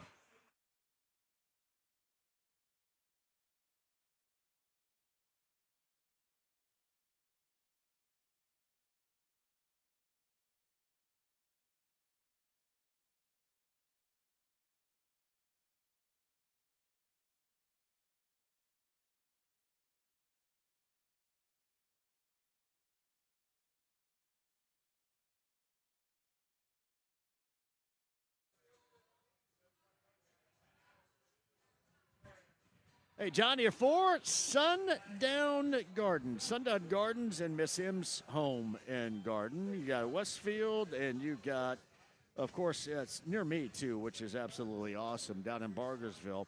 That is Miss M's home and garden, the place that you want to go to get everything ready for spring, and in the process look absolutely spectacular. Honestly, all the stuff that's ready for spring you're going to find at Sundown Gardens in Westfield and at Miss M's home and garden down in Bargersville, too. So where do we start? Of course, the spring annuals, the lush tropicals, and the flowering trees arriving daily. You know that to be true. All that you need to beautify your property to make it look incredible. Now is the time to do it. Miss M's and Sundown Gardens, everything to make your yard into the place that you absolutely love. Miss M's, Sundown Gardens. Spring annuals, lush tropicals, flowering trees, and all of everything you need to beautify your yard, your property, arriving daily. Miss M's in Burgersville, State Road 135, just south of Whiteland Road, and Sundown Gardens in Westfield at 186 and Spring Mill Road. Tell them JMV sent you.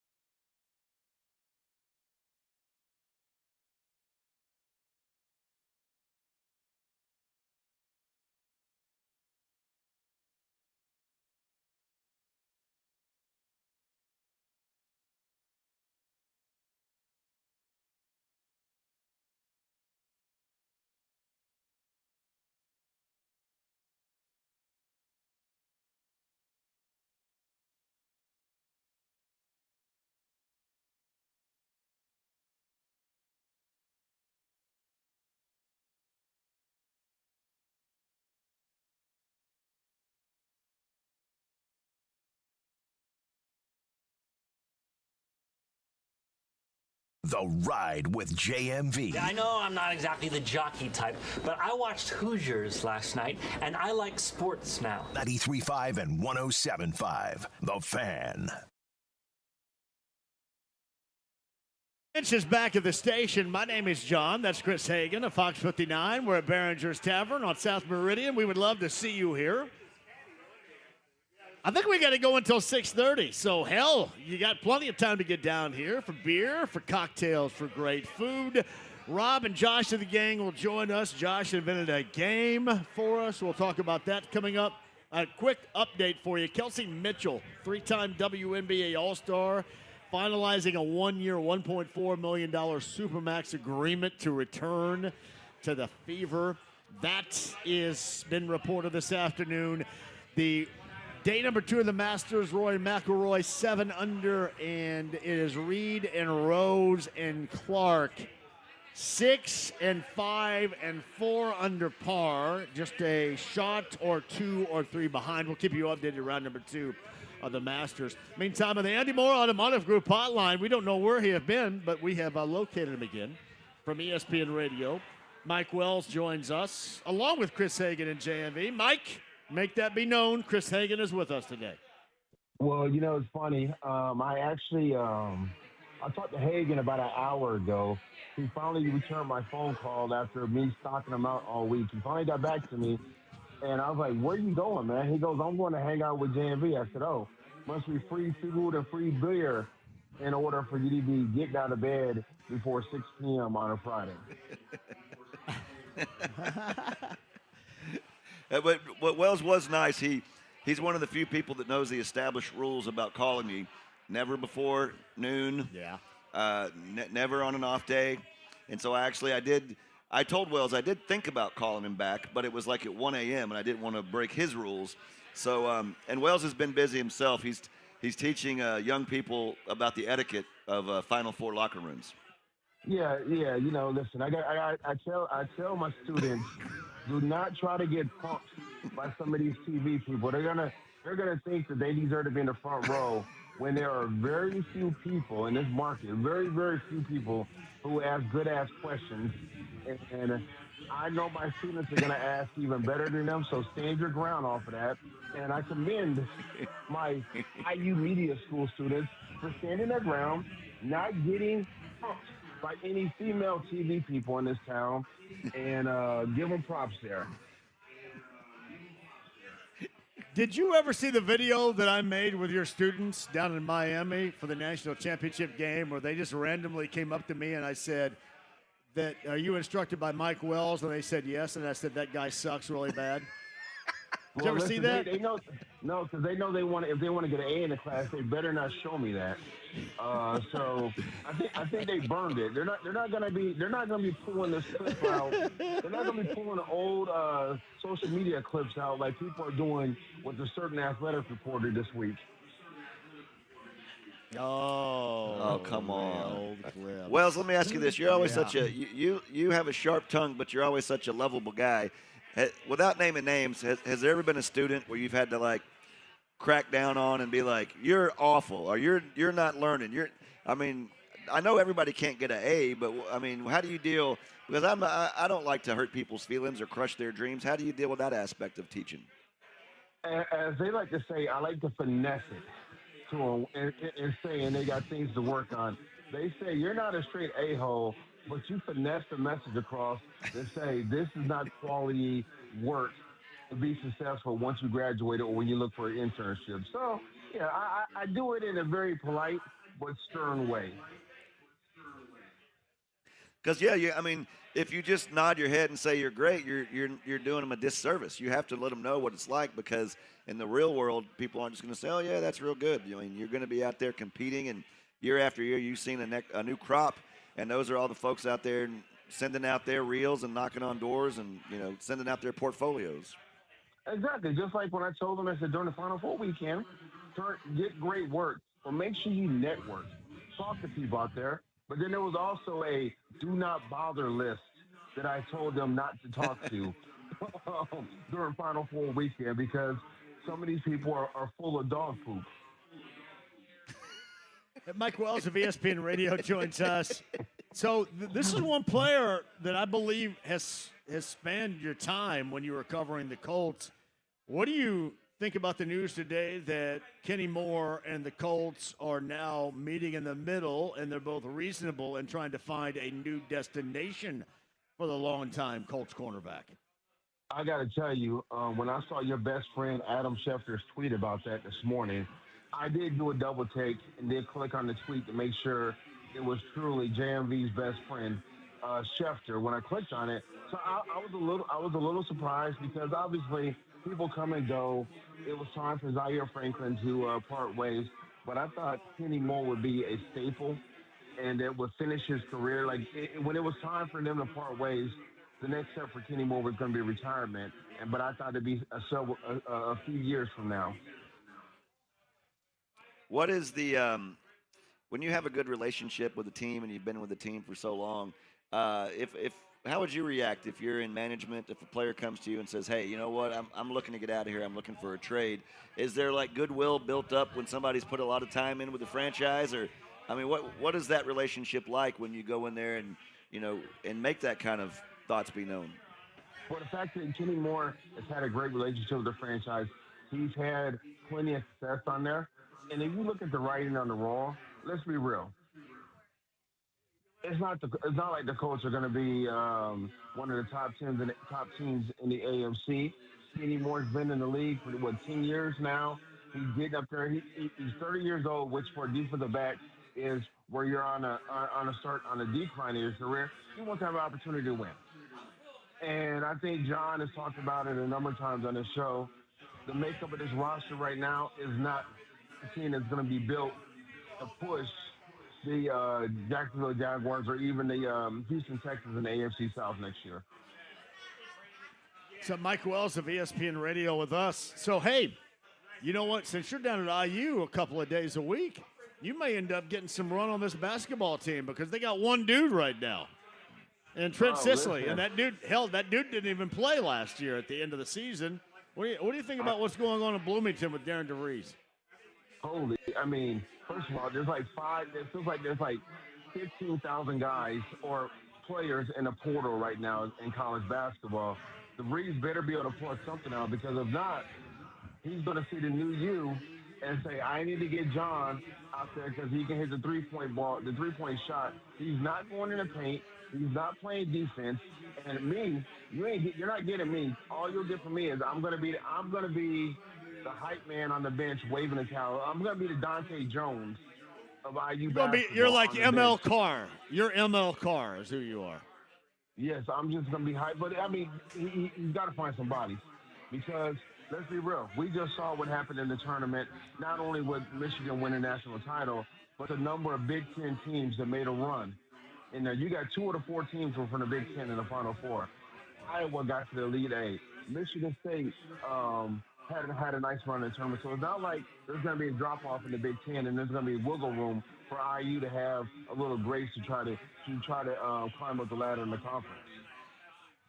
Well, the good news is about the way sports is these days, or sports are, if I'm grammatically correct.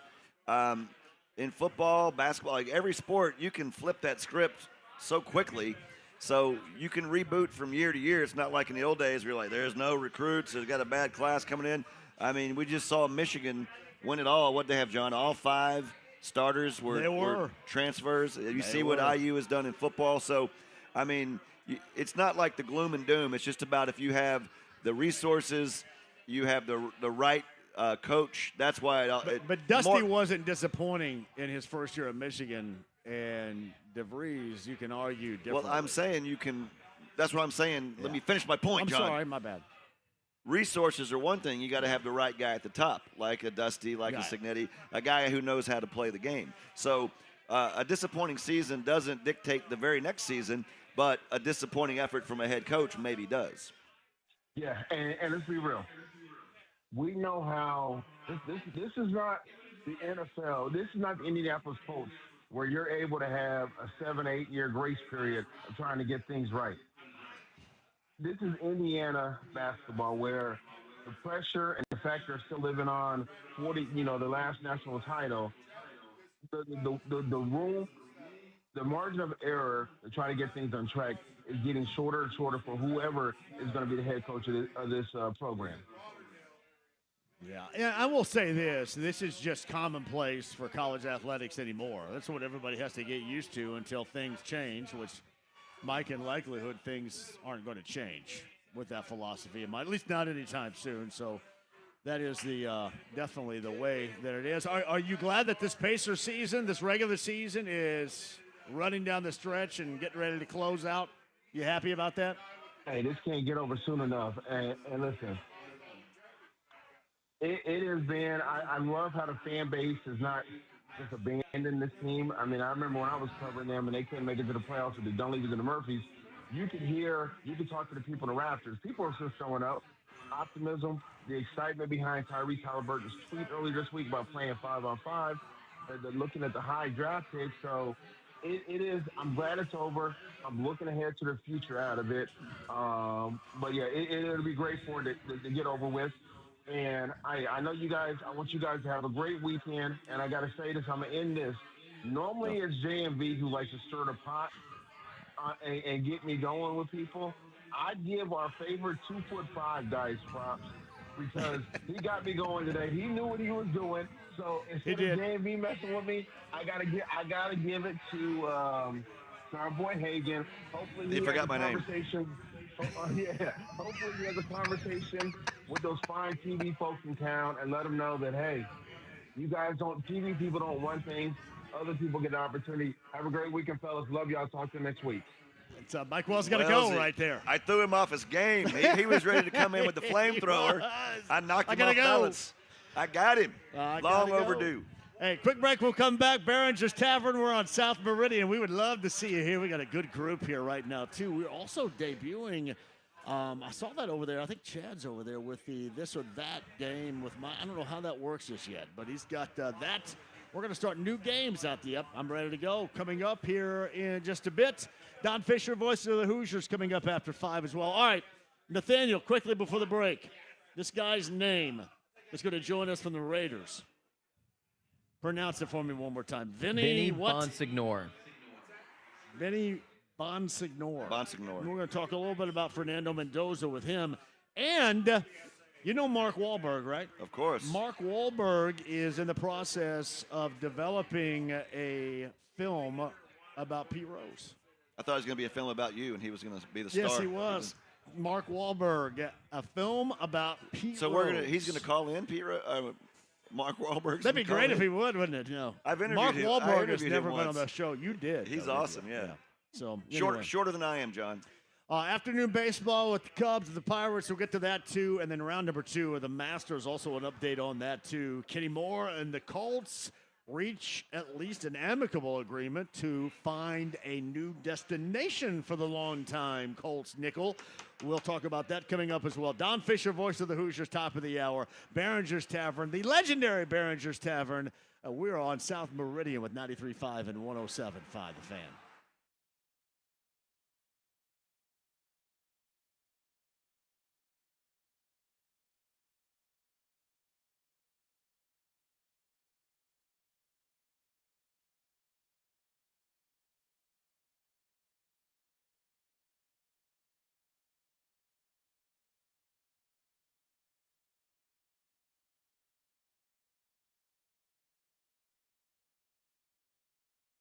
Yo!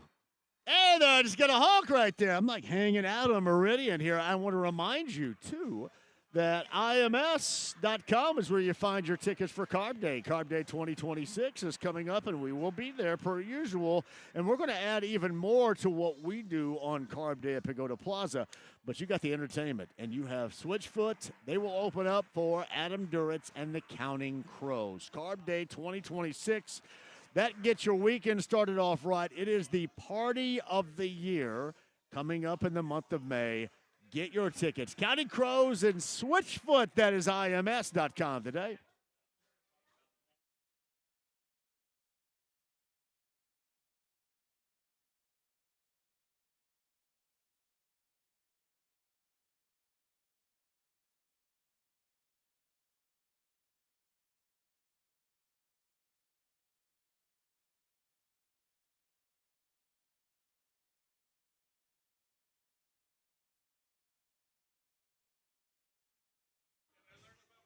stage.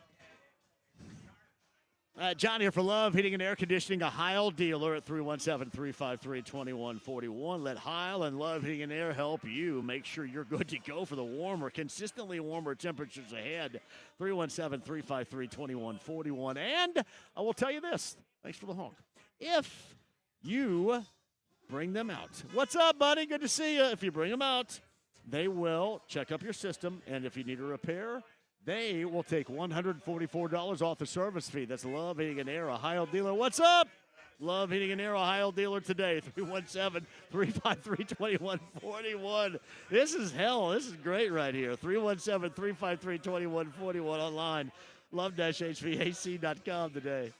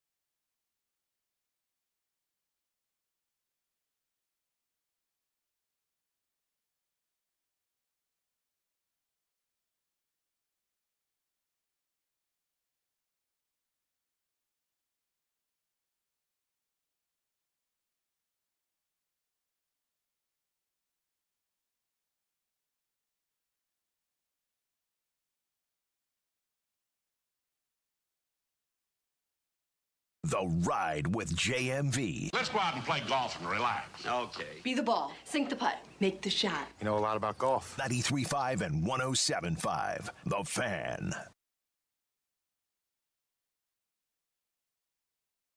Ready, and we're at Barringer's. Legendary Barringers. Thank you all for driving by. We would love for you to stop, but if you don't have time to stop, honk. Make sure we know that you're listening. You guys have done that. I don't know if we've had this many honks before out here, Hagen. Like 30 plus. I think it's because I'm standing in the window here. Are you flexing? They're probably not even listening to the show. They just see me and give it a little honk action. Masters round number 2 going on right now. Patrick Reed and Rory McIlroy tied at 6 under par. Justin Rose checks in along with Jason Day at 5 under par. We'll keep you updated on round number 2. Hey, we are friend. J-Law is here. You know J-Law very well. Big-time listener to the show, all the shows, but also on Saturday. Hey, what's up on the JMV Takeover? We have good news, J-Law, to share, don't we? Yeah. Tell us all about it. I went to the doctor this week and went over the surgical stuff, and I'm cancer-free. You are cancer. Yes. Well done, buddy. Yes. Well, Go back for blood tests in a few weeks and get a new baseline, and if it's under, I think, 1, it's considered undetectable. So tell everybody exactly what you've gone through the past couple of months. Started out 3 years ago when my PSA increased to over 5, and did exams for the next 3 years, blood tests, and it got to the point where I had to do something. So I went in. It'll be 3 weeks ago Tuesday. Yeah. At 6 a.m. Surgery at 7. 3.5 hours later, I was done. I was home by 12:30. Got 5 little incisions on my abdomen. Was done by the Da Vinci robotic. Minimal pain. It was manageable, and got the catheter out on Monday. And it's just the energy level right now, more so than anything. Going back to work. Hopefully mid next week, going to start out with half days and going from there. So, right now I've got plumbing issues, let's say. Okay. Sometimes we always do. But that's going to take time. Yeah. So Dion and myself are going to be the spokespeople for Depends for a while. Oh, wow.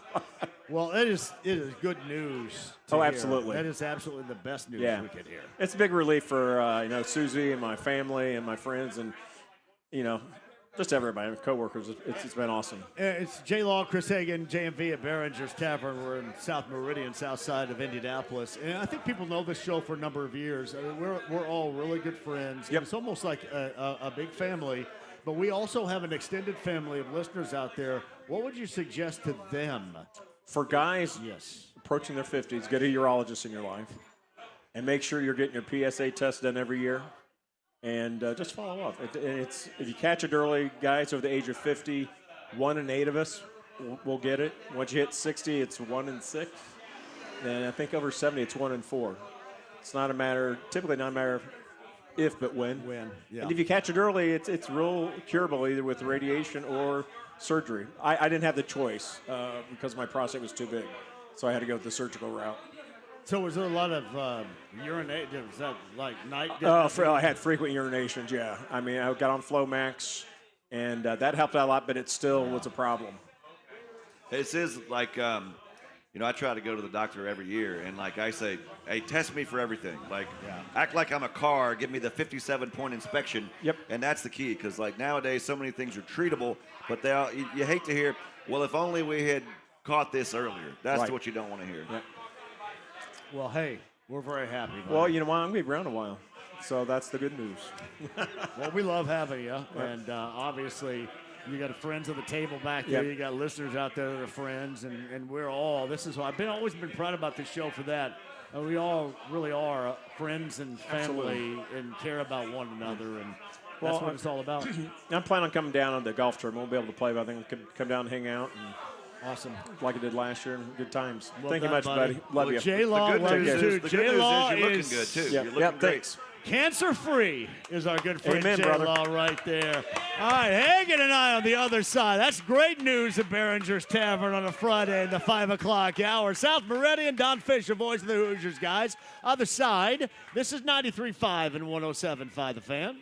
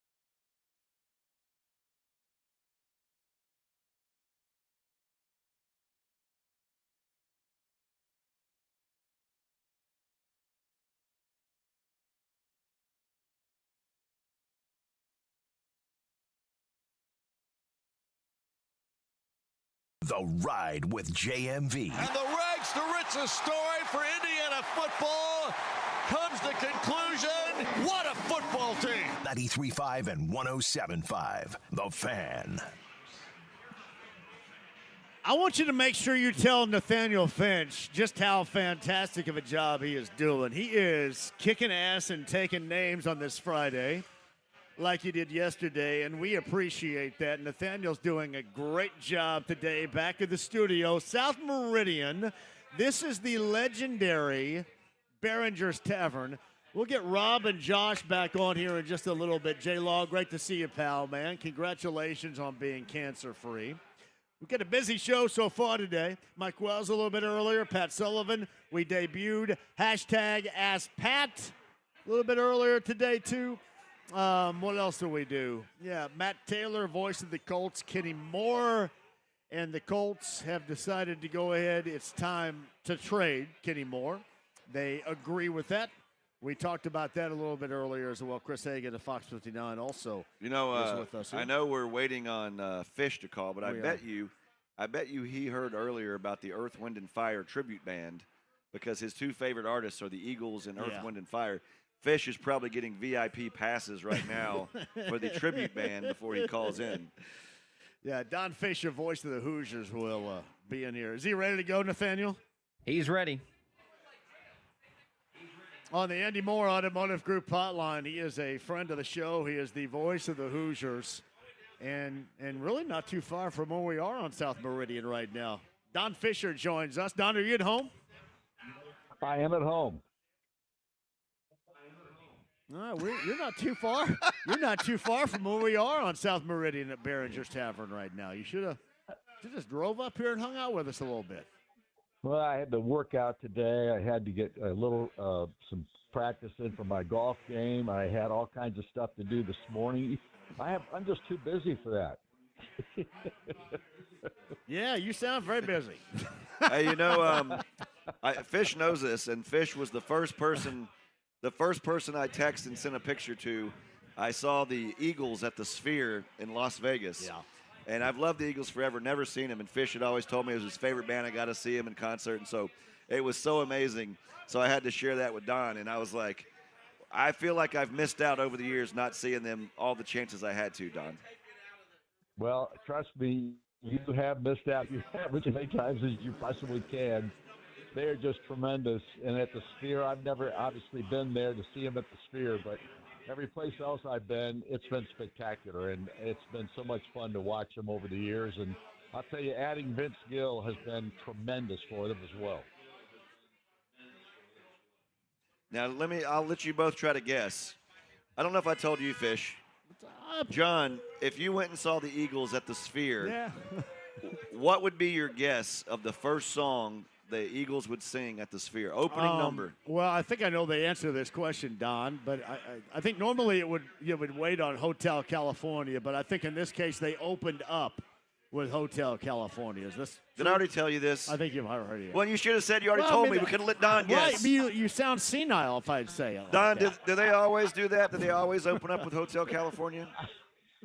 No, they don't always. When they were here in Indianapolis, they opened up with the song that they all sing together, the entire.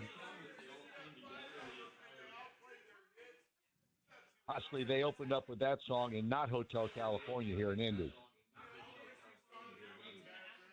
I was shocked because me and my friends, my joke was, Fish, I was like, hey, you guys think they'll sing Hotel California? You think they'll? And they were like, yes, you idiot. But I was just joking. And so as soon as they came out, the opening chords of that, everybody looked at me and said, you happy now, idiot? I'm like, I didn't think it would be the first damn song, but it was amazing. Well, you know what? It doesn't matter what they open with. Every song that they tremendous. Yeah, every song is like a music anthem. And when you go to a show, when you know every song, it's a good. Even some artists you really know, they'll sing a couple. You're like, I don't know this song, but for the Eagles, and I'm sorry to take it off on this musical tangent, but I know how much it means to Fish, and it meant a lot to me. And I was like, I got to get a GoFundMe to send Fish to see the Eagles at the Sphere before they stop. I think this is their last month. Well, Whatever you can get to send me wherever they're in the sphere, you can let me know. I'm on board with that too, because honestly, you and Susie have bought me so many beers at our table. I think I kind of owe you a trip to Vegas and the Sphere. Well, I think at this point I do. We'll let you buy tonight. Oh, wait a minute. Are we going? Are we going tonight? Yes, we are.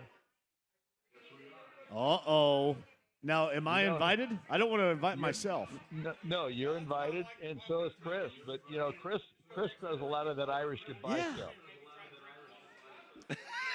I know he does, man. Hey, Don, that used to really piss me off, but it's just kind of who he is now, so I'm used to it. I think you'd be surprised if I said bye in a normal fashion. You'd be like, what? What are you doing? Are you okay? Hey, can I bring Don? Let me tell you the one time I was really pissed, he left me with somebody. You remember that time when you left me at the Ale Emporium with somebody? I'm familiar. God, I was pissed about that, though. That was awful. I do have a traumatic brain injury. I don't remember what you're talking about. Yeah, I bet you don't. Yeah. I ought to bring that one up. Don, that's when I was mad right there with that no goodbye stuff. I thought, you got to be kidding me. You left me with this thing here? Come on. Jesus. You know this is still on the radio, right, John? This is not us just talking to Don. All right, so our table coming up later on tonight. What's up, buddy? I will meet you down there. We got a lot of people honking for the show right here, Don, because we're hanging out the window on South Meridian at Behringer's Tavern. Hey, I did seriously, though. People had asked me this, and you know Dusty as well as I do. And, of course, Michigan and Dusty may win the national championship on Monday here at Lucas Oil Stadium. Do you is there any comparables that you have with Dusty where he is right now to that of what Curt Cignetti accomplished in 2 seasons at IU? Well, I think you could compare it to some degree. I would say this. Dusty did a remarkable job in 2 seasons at Michigan. There's no question about that. And you know what? I give him a lot of credit. This guy is a tremendous coach. All of us who have been around him and know him well know how much of a great coach he is, but he's an even better person. He's just a wonderful man. Love his family, and everything about the program that they built at Michigan is very significantly, very close to what Curt Cignetti has done. Now, the difference, in my opinion, is that with football, you've got so many players that you've got to get to build something as quickly as Curt Cignetti did. And so I don't think there's a comparison there, but you can say that Michigan is comparable in the fact that they were able to win a national championship in 2 years under his tutelage. Hey, Fish, I know, when you think about, coaching trees and things like this, and Dusty, I would put him under the Coach Knight coaching tree. And I know how loyal he was to guys that were loyal to him, and he would write letters of recommendation for folks and speak on their behalf. What kind of pride did he take in people that were loyal to him when they would go out and have great successes? Oh, there's no question. I mean, he reveres everybody that's ever been a part of his coaching tree. And one of those guys, of course, was Mike Davis, who brought him in, obviously, after his managerial stuff in Bloomington, and then had him on the staff there. And then, of course, he hired him again at UAB as an assistant coach. So, and Mike, of course, is a very good friend of mine, and where Dusty feels the same way I do about Mike. He loves him and reveres him. And, of course, I think those two converse a lot in regard to coaching and some things. When Dusty's got a question about something, I think he calls Mike and vice versa. So they're two tremendous people, and like you said, Dusty's as loyal as anybody in the business. Don Fischer, voice of the Hoosiers. He is on the Andy Moore Automotive Group hotline. Behringer's Tavern on South Meridian here on this Friday. Thank you all for joining us. I told Dusty this last week, and obviously known him for a long time, but Don, I'm curious if you would agree. I think he's taken the really important parts of everybody he's been with up until this point, and especially the head coaches he's been with, the locations he's been with, and put that to incredible use while also, and this is a delicate dynamic, it is really difficult. He's remained the Dusty May that you knew when he was a manager, the Dusty May that I knew back at Eastern Green. He's remained absolutely 100% the same. And personality-wise, that's really tough to do. Yeah, it is. There's no question. And here's the thing about Dusty. How many emails did he get after they won the national championship? I think he said over 1,000. And here's the other thing. I think he did every single radio show that he was requested to be on, and he did some of them with maybe an hour's worth of sleep after the championship. So that guy is amazing in that context. The people that have taken care of him, or at least the people that he likes and has been around it for any length of time, and he's very loyal to those people as well. Even the people that he knows just, from a distance, so to speak. So, no, he's just a class act in every way, shape, and form. And obviously, I think he's going to have nothing but success no matter where he's at. And, of course, he's at Michigan right now, and I don't think he's going to leave anytime soon. Why would he? Hey, Fish, you've seen so much of players, coaches, managers, different sports at IU.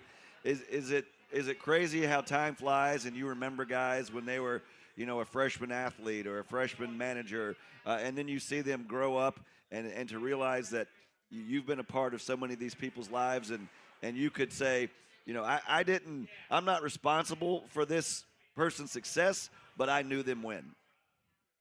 Well, there's no doubt about that. I mean, that's the one thing my career at Indiana has afforded me, to be a part of so many great teams over the years, especially in basketball, and some very good football teams as well prior to Kurt Signetti. But the best football teams that we had prior to Kurt Signetti was under the Bill Mallory era, and that group of coaches and players. And I loved every minute of those games that they played back in the day.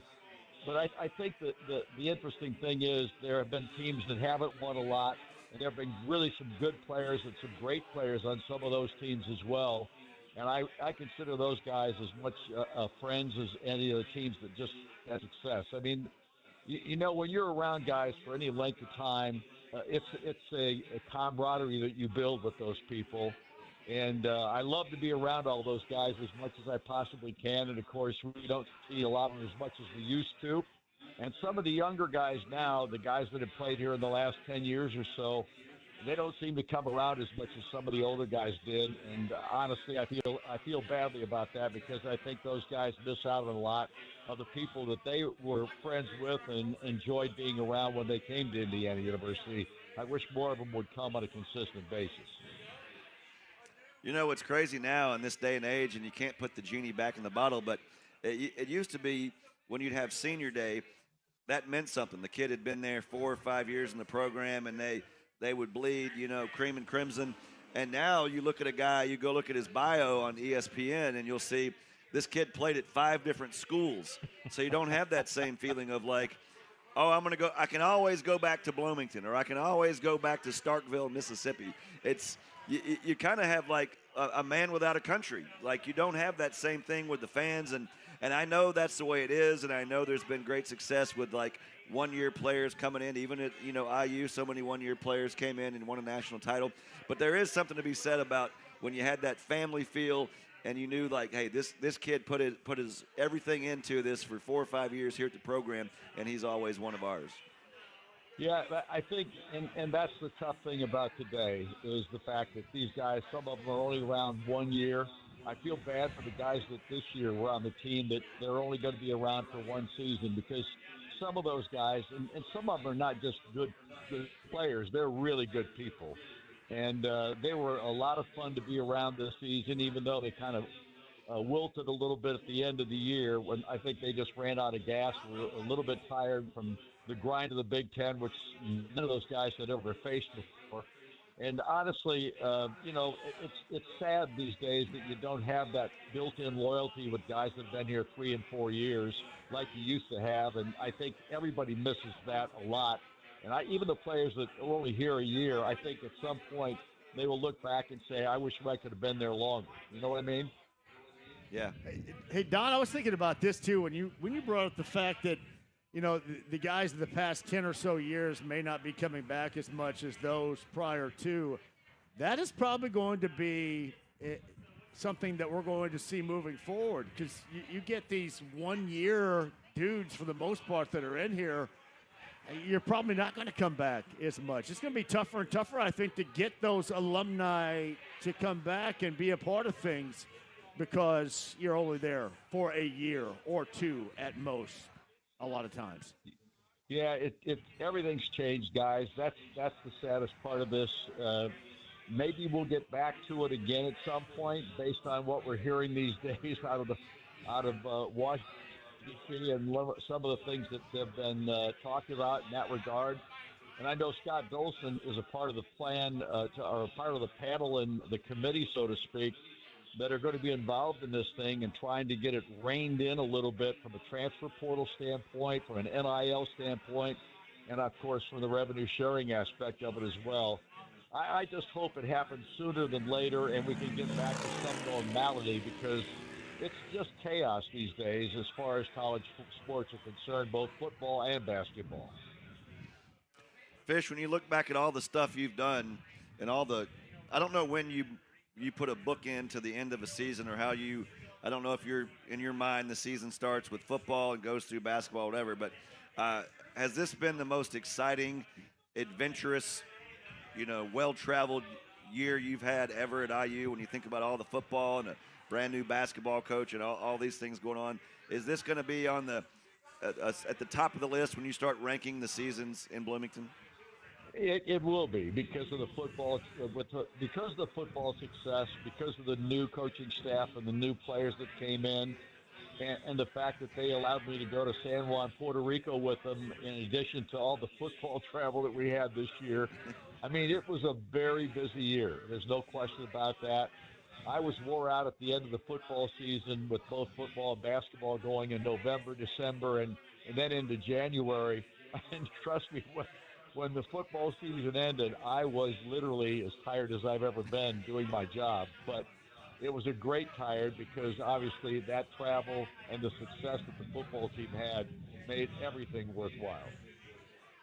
It's what I always say, like last year when we had the 500 and the Pacers were going and everything's going on and the Fever get going. It's like you're so busy, you forget to be tired until it's all over with, and then it just all hits you at once. Yeah, there's no doubt. And trust me, it did. I felt like I could sleep for 24 hours straight. It's Don Fischer, voice of the Hoosiers. Thank you for the honk right there on the Andy Moore Automotive Group hotline. Hey, another one right there. Hey, Don, I think that the honking I'm getting here, hanging out at Barringer's on the window, is better than like Arbitron ratings. Seriously, I think it's better. I think it's more accurate than Arbitron ratings. Well, trust me. Yeah, trust me. I've never been in Barringer's, and I've heard it's really good, but tonight it's our table, and so I'm not going to worry about anything else but a good meal tonight. So what time do I need to be there? Well, 6:30 is when we have a reservation, but we know you always come a little bit later than that. I'll be there. Now, Hagen, are you going? Because you got an invite, too. I can't commit to anything Come on right now. Don. Hey, Don, listen to this. Here we go. Here we go. You've been invited, Hagen. What are you doing? I've had a busy day. I got a haircut. I got my oil changed. I'm here with you. I mean, a man my age, Don. You start. Hey, Don. you're already halfway. You're already halfway there, man. You got to join us tonight. If I came, it would be to see Susie, not you, Don. To be honest. That's fine. I got no problem with that. See, let's see if we can't get him to get down there, because I think you know which direction he's going when he leaves there, Don. I think we can goad him into getting down there. Well, I think he needs to come tonight. We haven't seen him for a while, so there you go. See, if he comes, he comes. If he doesn't, then we'll just have to dump him the next time. We'll make fun of him the entire time. I could show Don my videos of the Eagles concert. That'd be fun. There you go. That works.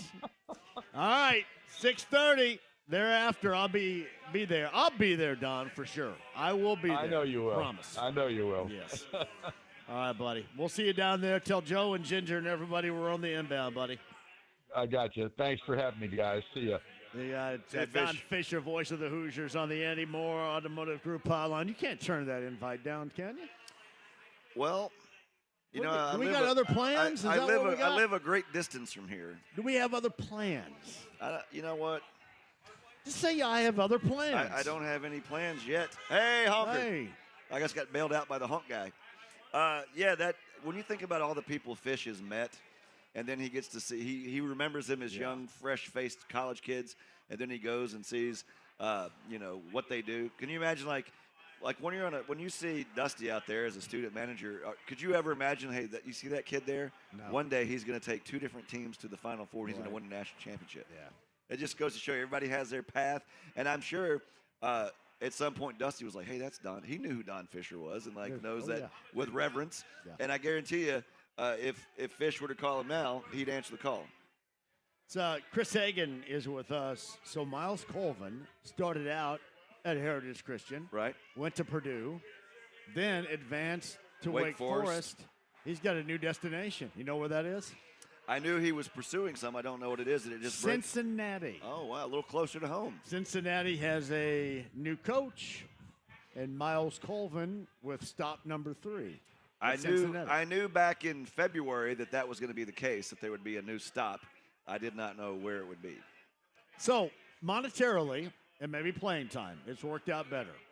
But do you think leaving Purdue and then going to Winston-Salem and now Cincinnati has been beneficial other than financially? Well, we've seen it work in sports. Multiple stops have worked for players. And here's what I would ask you. We know you're an elite talent at basketball. I am. There's no question. Let's say between the ages of 18 and 22, yeah. What would be more important to you, the playing time or the money? I would probably want to play. So this is what I've asked Colts players before. Yeah. I've said to them, would you rather be the highest paid player on the worst team or the lowest paid player on the best team? And most of them go, oh, lowest paid player on the best team. And then off camera they go, I'd rather be the highest paid player on the.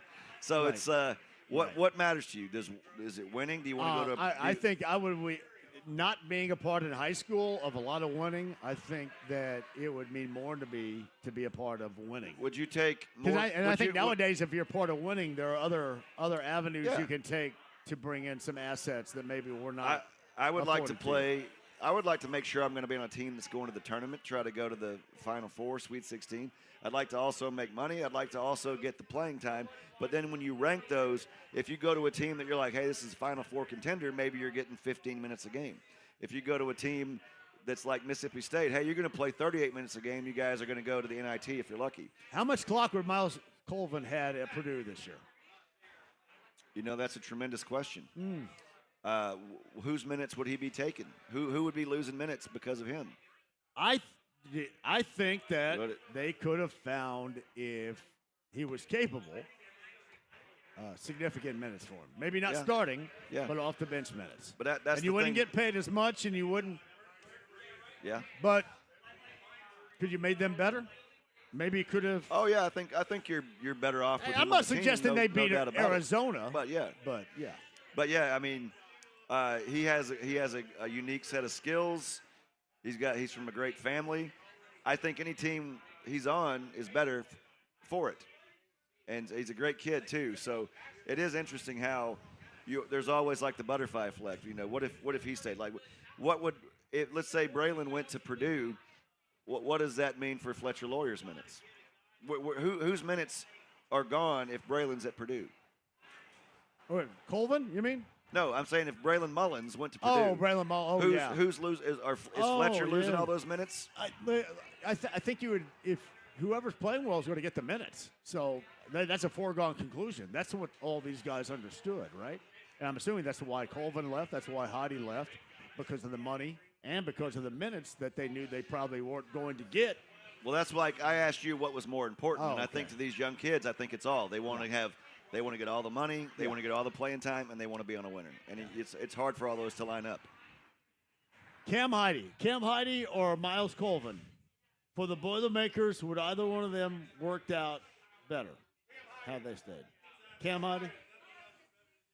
Cam Heide also in the transfer portal from Texas for a Wow, second isn't that time. crazy? Yeah. I mean, like. It's a year-to-year free agency. When you grow up and you have kids and you go, hey, you want to go see where Daddy went to college? Okay, we're going to be gone for 2 weeks. We got to go to 5 places. We got to get some hotel rooms instead of just going back. I mean, you look at Charles Barkley. He was at Hinkle for the NIT championship game. His head is down. He's like living and dying on that because he's Charles Barkley and he went to Auburn. That's right. If the way it was now, Charles Barkley would have transferred out of Auburn for NIL money, no doubt, and he would have been somewhere else. Yeah. But he's Charles Barkley, and you see him, he bleeds Auburn, and that's not the way it is anymore. These players are going to have, much like me who went to 3 colleges, they're going to have all these different loyalties. All right, we got a little Fernando Mendoza talk coming up next, Hagen. You ready for that? Oh, sure. Vinny, and I believe his name is Bonsignore. Is that right? Bonsignore. Bonsignore. Nathaniel, thank you. Vinny Bonsignore is going to join us. Covers the Raiders on the other side. Get a little bit of insight on Fernando Mendoza. They got Kirk Cousins there too, but the former IU quarterback being the number 1 overall selection at the end of the month of the NFL draft for the Raiders. We'll do that. Hagen, JMV, Behringer Tavern, South Meridian's our location. Honk when you're driving by, or better yet, stop by when you're driving by. We'd love to see you. 93.5, 107.5, The Fan.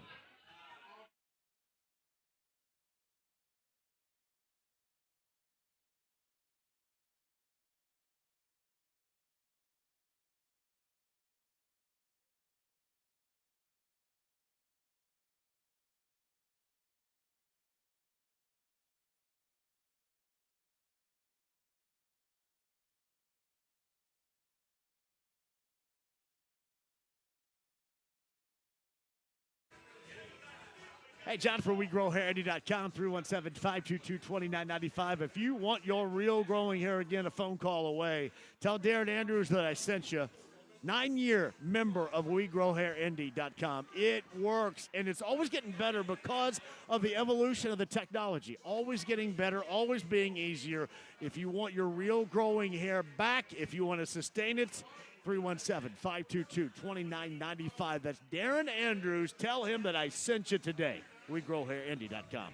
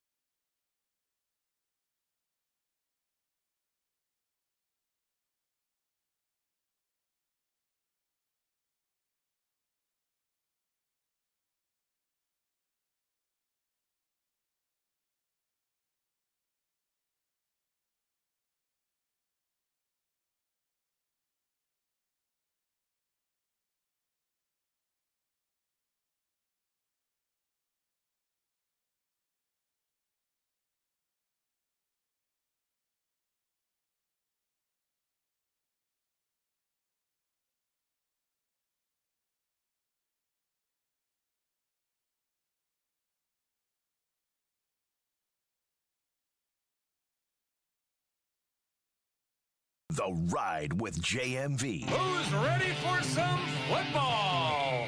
Football is a way of life. 93.5 and 107.5. The Fan.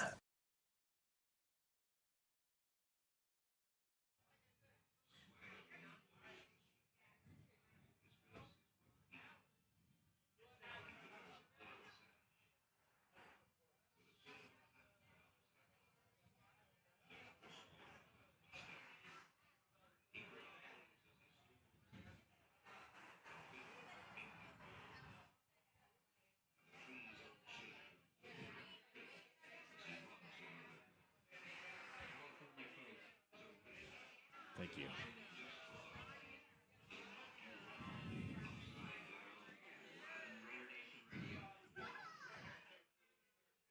That is fantastic. A little Fischer right there, Chris Hagen, to lead us in here. We're live at Behringer's Tavern. Fischer was probably doing that when Behringer's Tavern first opened up right here. Actually, since 1879, Chris Hagen, Behringer's Tavern on South Meridian, has been in Indianapolis.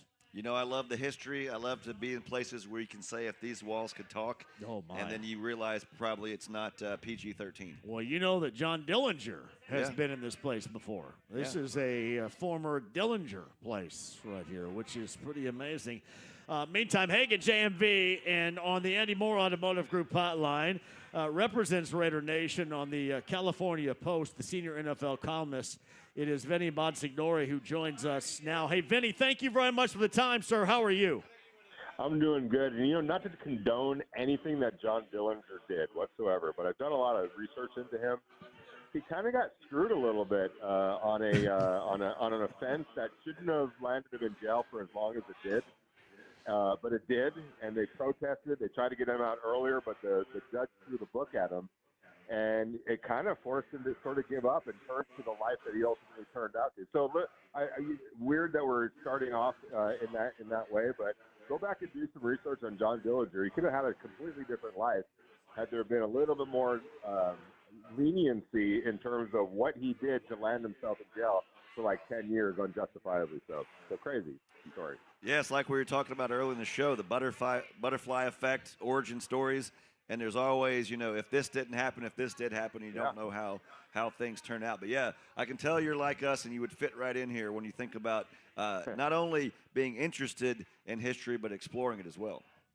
Yeah, well, when you say 1879, it kind of feels like it's been that long since the Raiders were good, you know, and a playoff team. So on the opposite end of the history, which is a bad history for the Raiders, but it kind of feels like, and I've covered this team for a long time, it kind of feels like the stars are starting to finally line up for them the way they need to line up for teams to finally turn that corner. So we'll be interested to see where John Spytek and Tom Brady and Fernando Mendoza obviously take this thing the next couple of years.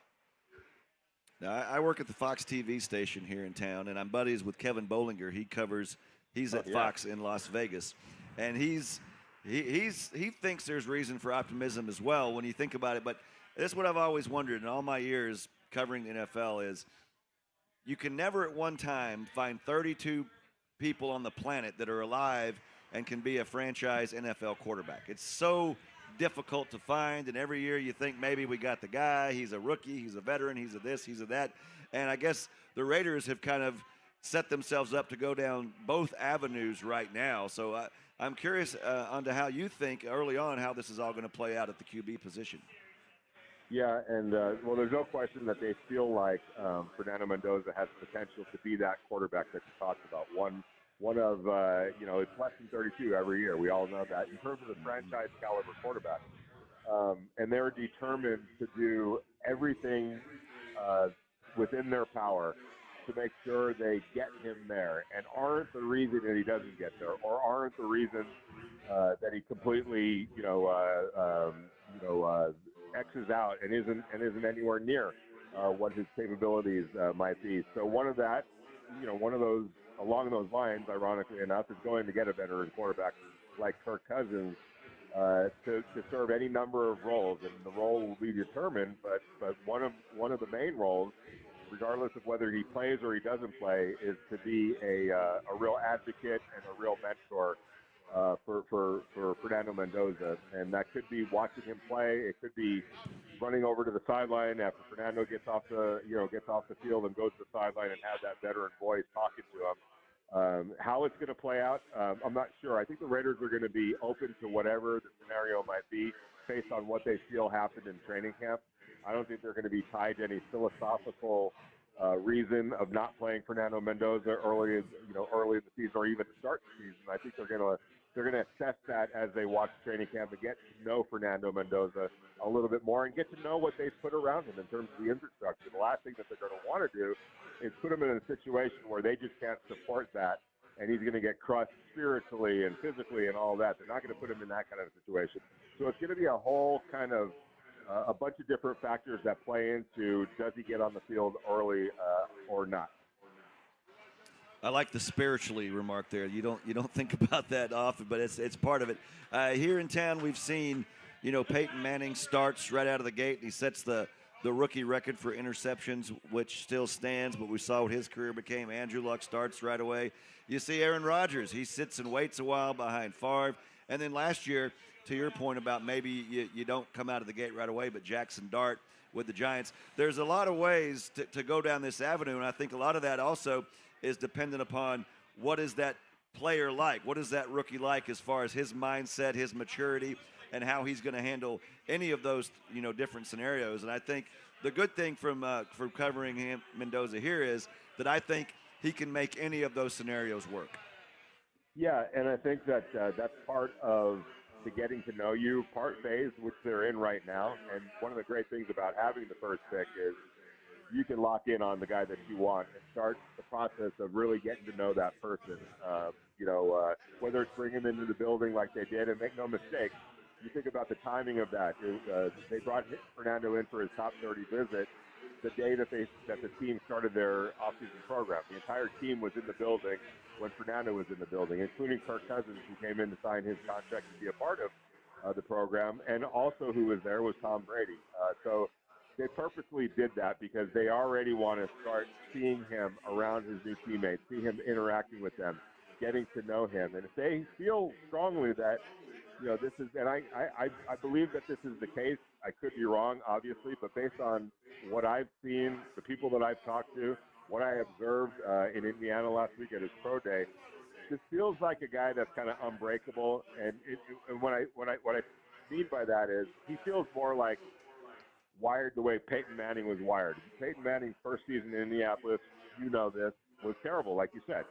But the Colts, and maybe another quarterback wouldn't have been able to handle that, right? Maybe another quarterback would have been broken by that. But Peyton Manning was wired the right way and wired to not just survive that those type of growing pains, but maybe be calloused because of them and thrive down the road because of those things. I have a feeling that Fernando's going to show himself to the Raiders to be that kind of a quarterback, which would alleviate any concerns of, man, if we throw him out there and it doesn't look good, are we going to lose him in the process? I think he's going to prove to them, at least in that regard, that that's not a concern. It's Vinny Bonsignore joins us from the California Post, Raider Nation as well, discussing Fernando Mendoza and the impact and the reason why that they want to draft him in Vegas, number 1 overall in the upcoming NFL draft. He joins us on the Andy Moore Automotive Group hotline. Hey, Vinny, what did Clint Kubiak clearly was in Bloomington for the IU Pro Day last week. What was there? Do you know what he liked the most, or what does he like the most about what he sees in that potential number 1 overall selection and their future quarterback in Vegas in Fernando Mendoza?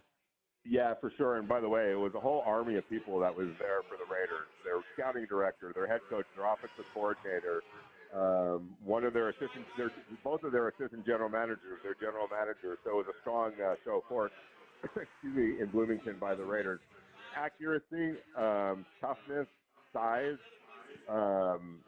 the ability to read at the line of scrimmage and decipher at the line of scrimmage, velocity on his football, and I think, not first and foremost, but very, very high on the list is the ability to rise to the occasion. And I think that was the beauty of the college football playoffs that he went through last year. It wasn't just the way it used to be where you decide the two teams that are going to play in the national championship game and their season ends, and a month later they go play for the national championship. This is a gauntlet that Indiana had to go through, and there were some big moments that he had to conquer along the way, and the Raiders got a chance to watch that and see that. I know that Clint was looking at it from as coaching the Seattle Seahawks, but retroactively he went back and watched those games. And that was one thing that stood out to everybody in the organization. On top of the processing skills, on top of the accuracy, on top of the sneaky athletic ability for a guy that's 6'5", 235 pounds, was the ability to put a team on his shoulders when it counted, when they had to have it, and delivered time and time and time again. That was a very beneficial month or so that the Raiders had to really watch Fernando Mendoza in some high leverage situations that really see some concern about whether or not he's going to be able to live up to those moments or cower to them. He certainly didn't cower to those moments in the college football playoffs. Now, Vinny, when I grew up in Hoover, Alabama, our little peewee football, we were the Hoover Raiders. And being 7 years old, I was so stupid, I thought somehow we were affiliated with the Oakland Raiders. And so I was a Raiders fan. Kenny Stabler, Fred Biletnikoff, and you joked about how it's been since 1870 they were relevant. But one thing I've noticed, I mean, you think about well-known fan bases. You think, Alabama football, Kentucky basketball, Ohio State football. The Raider Nation is truly a Raider Nation and some characters. What has been your interaction with seeing the Raider Nation and these fans that are so loyal and traveled, moves here and there, and still hungry for a winner? What would you describe that fan base as being like? Well, it's interesting you bring that up because for the first time since I've covered this team, I feel like there's complete backing of who's in charge and who the quarterback's ultimately going to be. And I can honestly say that that's not been the case for a long, long time. And just in recent time, Raider fans kind of rejected Josh McDaniels the day that he got hired. There was a lot of skepticism based on what had happened with the Denver Broncos, and that proved to be true. That skepticism proved to be true. There was a lot of uncertainty, like, who the heck is Antonio Pierce? Why is he the head coach? What has he done to earn this? And that skepticism ultimately proved to be correct. And then Pete Carroll was like, okay, he's 73 years old, and is this the right move? Like, what's going to happen in 3 years when he's 78 years old? He's not even going to be around to see this thing get truly turned around. So there was a lot of skepticism about that.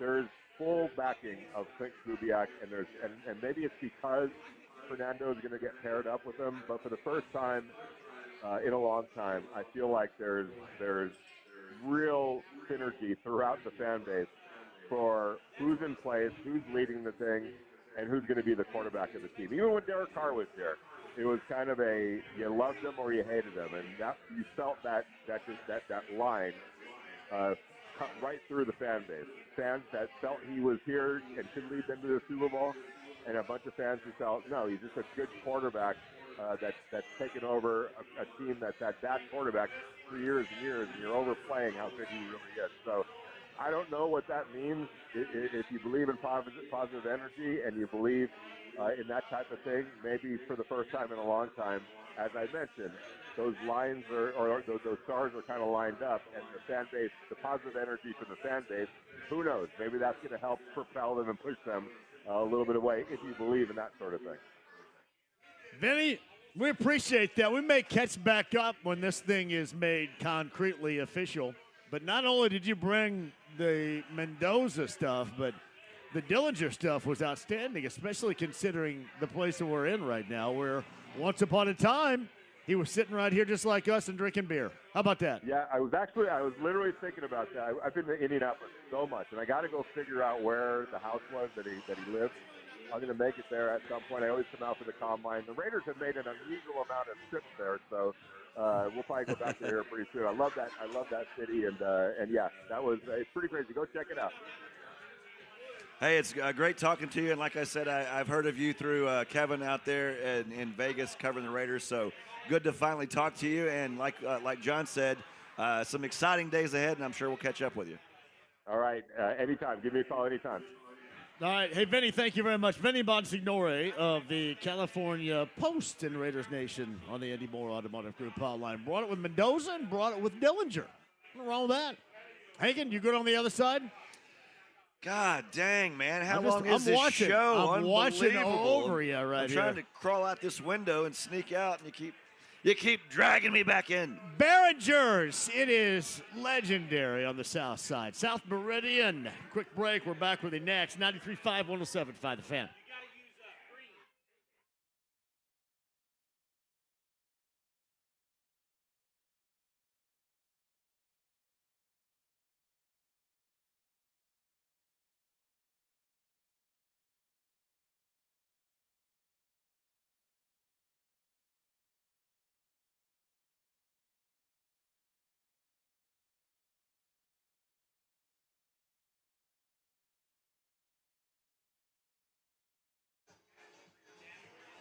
Hey, John here for Big Red Liquors. It powers the JMV takeover Saturday nights. This Saturday night on B105.7. By the way, we're going with the 1980s coming up tomorrow night. Living in the 80s from 6 until midnight. The only all-request show in the nation is on B105.7 coming up tomorrow night. Brought to you by Big Red Liquors. Also, know this, that this weekend may entail a party, a gathering, a get-together. You and the fellas, right? Because of the Masters finals. Make sure you are good to go with all that Big Red Liquors has to offer. Great deals, like Four Roses single barrel right now, $15 off Four Roses. You're always going to find what you're looking for, including Modelo and Modelo Oro, the low-calorie beer, Michelob Ultra, the superior low-calorie beer. You're going to find that as well, light beer-wise, along with Bud and Bud Light. Those great products, all at Big Red Liquors with the 100-plus locations of the state of Indiana. The red-hot deals and the speakeasy deals, that's going to get you even more savings as well. You can find that online, bigredliquors.com.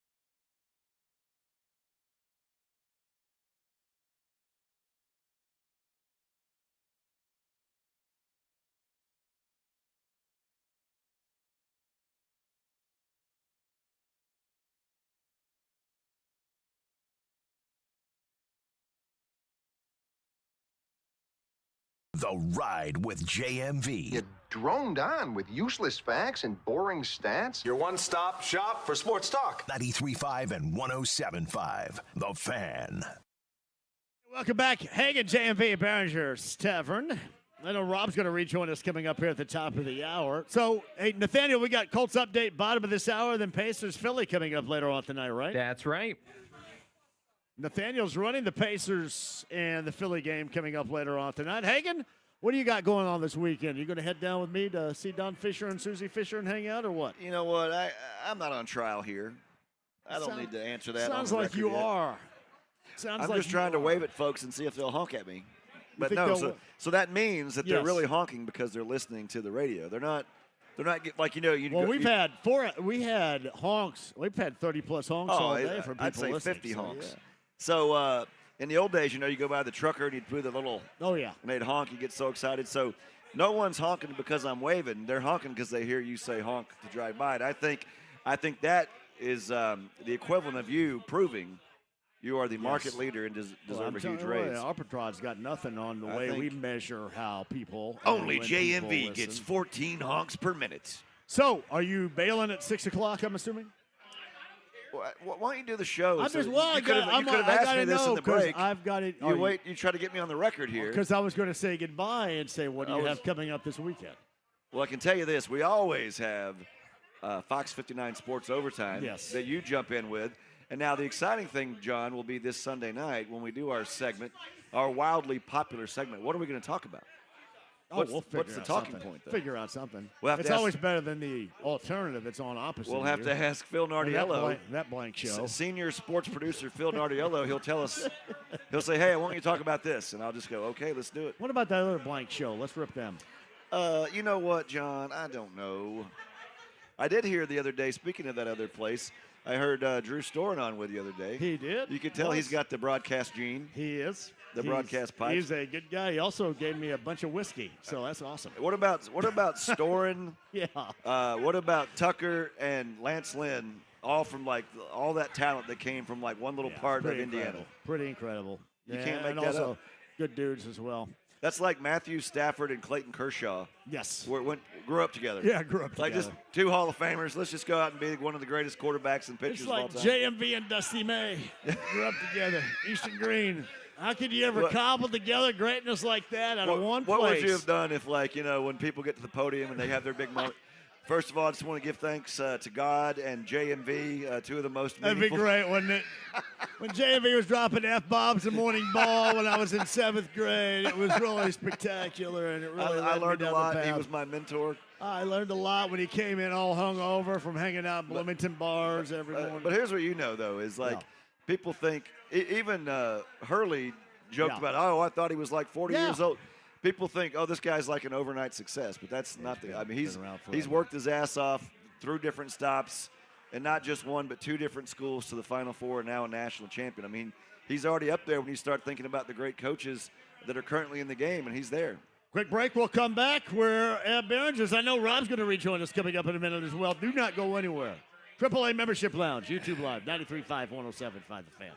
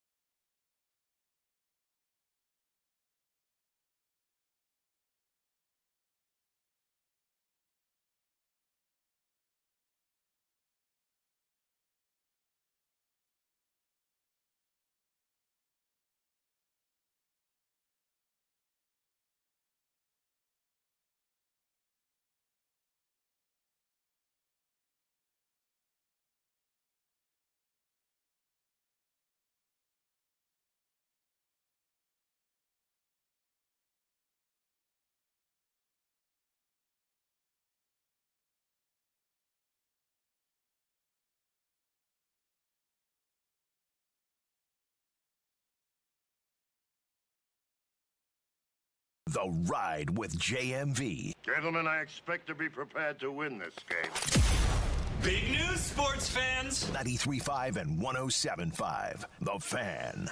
Hey, welcome back. We are at the legendary Behringer Tavern.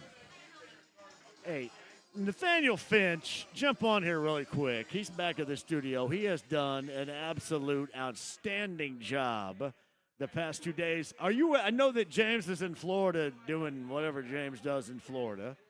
So are you with us next week too? I'm with you on Monday and Wednesday, and you got Caleb on Tuesday. Caleb's in it. Caleb's good at what he does too. Now, you've got to run the Pacer game tonight, correct? You're the Eddie Garrison tonight. That's right. That's right. All right.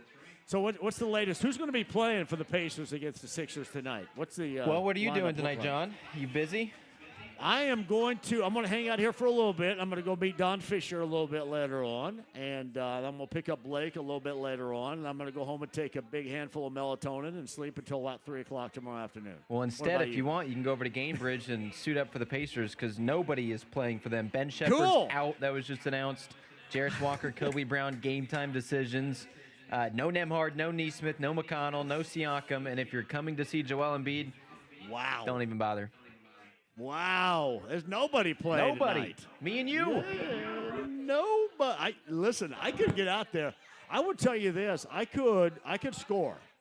I couldn't guard anybody to save my life. But I could, if somebody left me open, I would knock down an open jump shot. I feel confident in that. Other than that, I would be bad. So, yeah. Other than that. But, hey, buddy, great job today, too. Just fantastic with the re-entries. Hey, also give us a Masters update because last check, Roy McIlroy is leading the way at 8 under par. But you got Reed and Fleetwood with somebody that people had mentioned earlier this week. Burns, Rose, Lowry, all right there.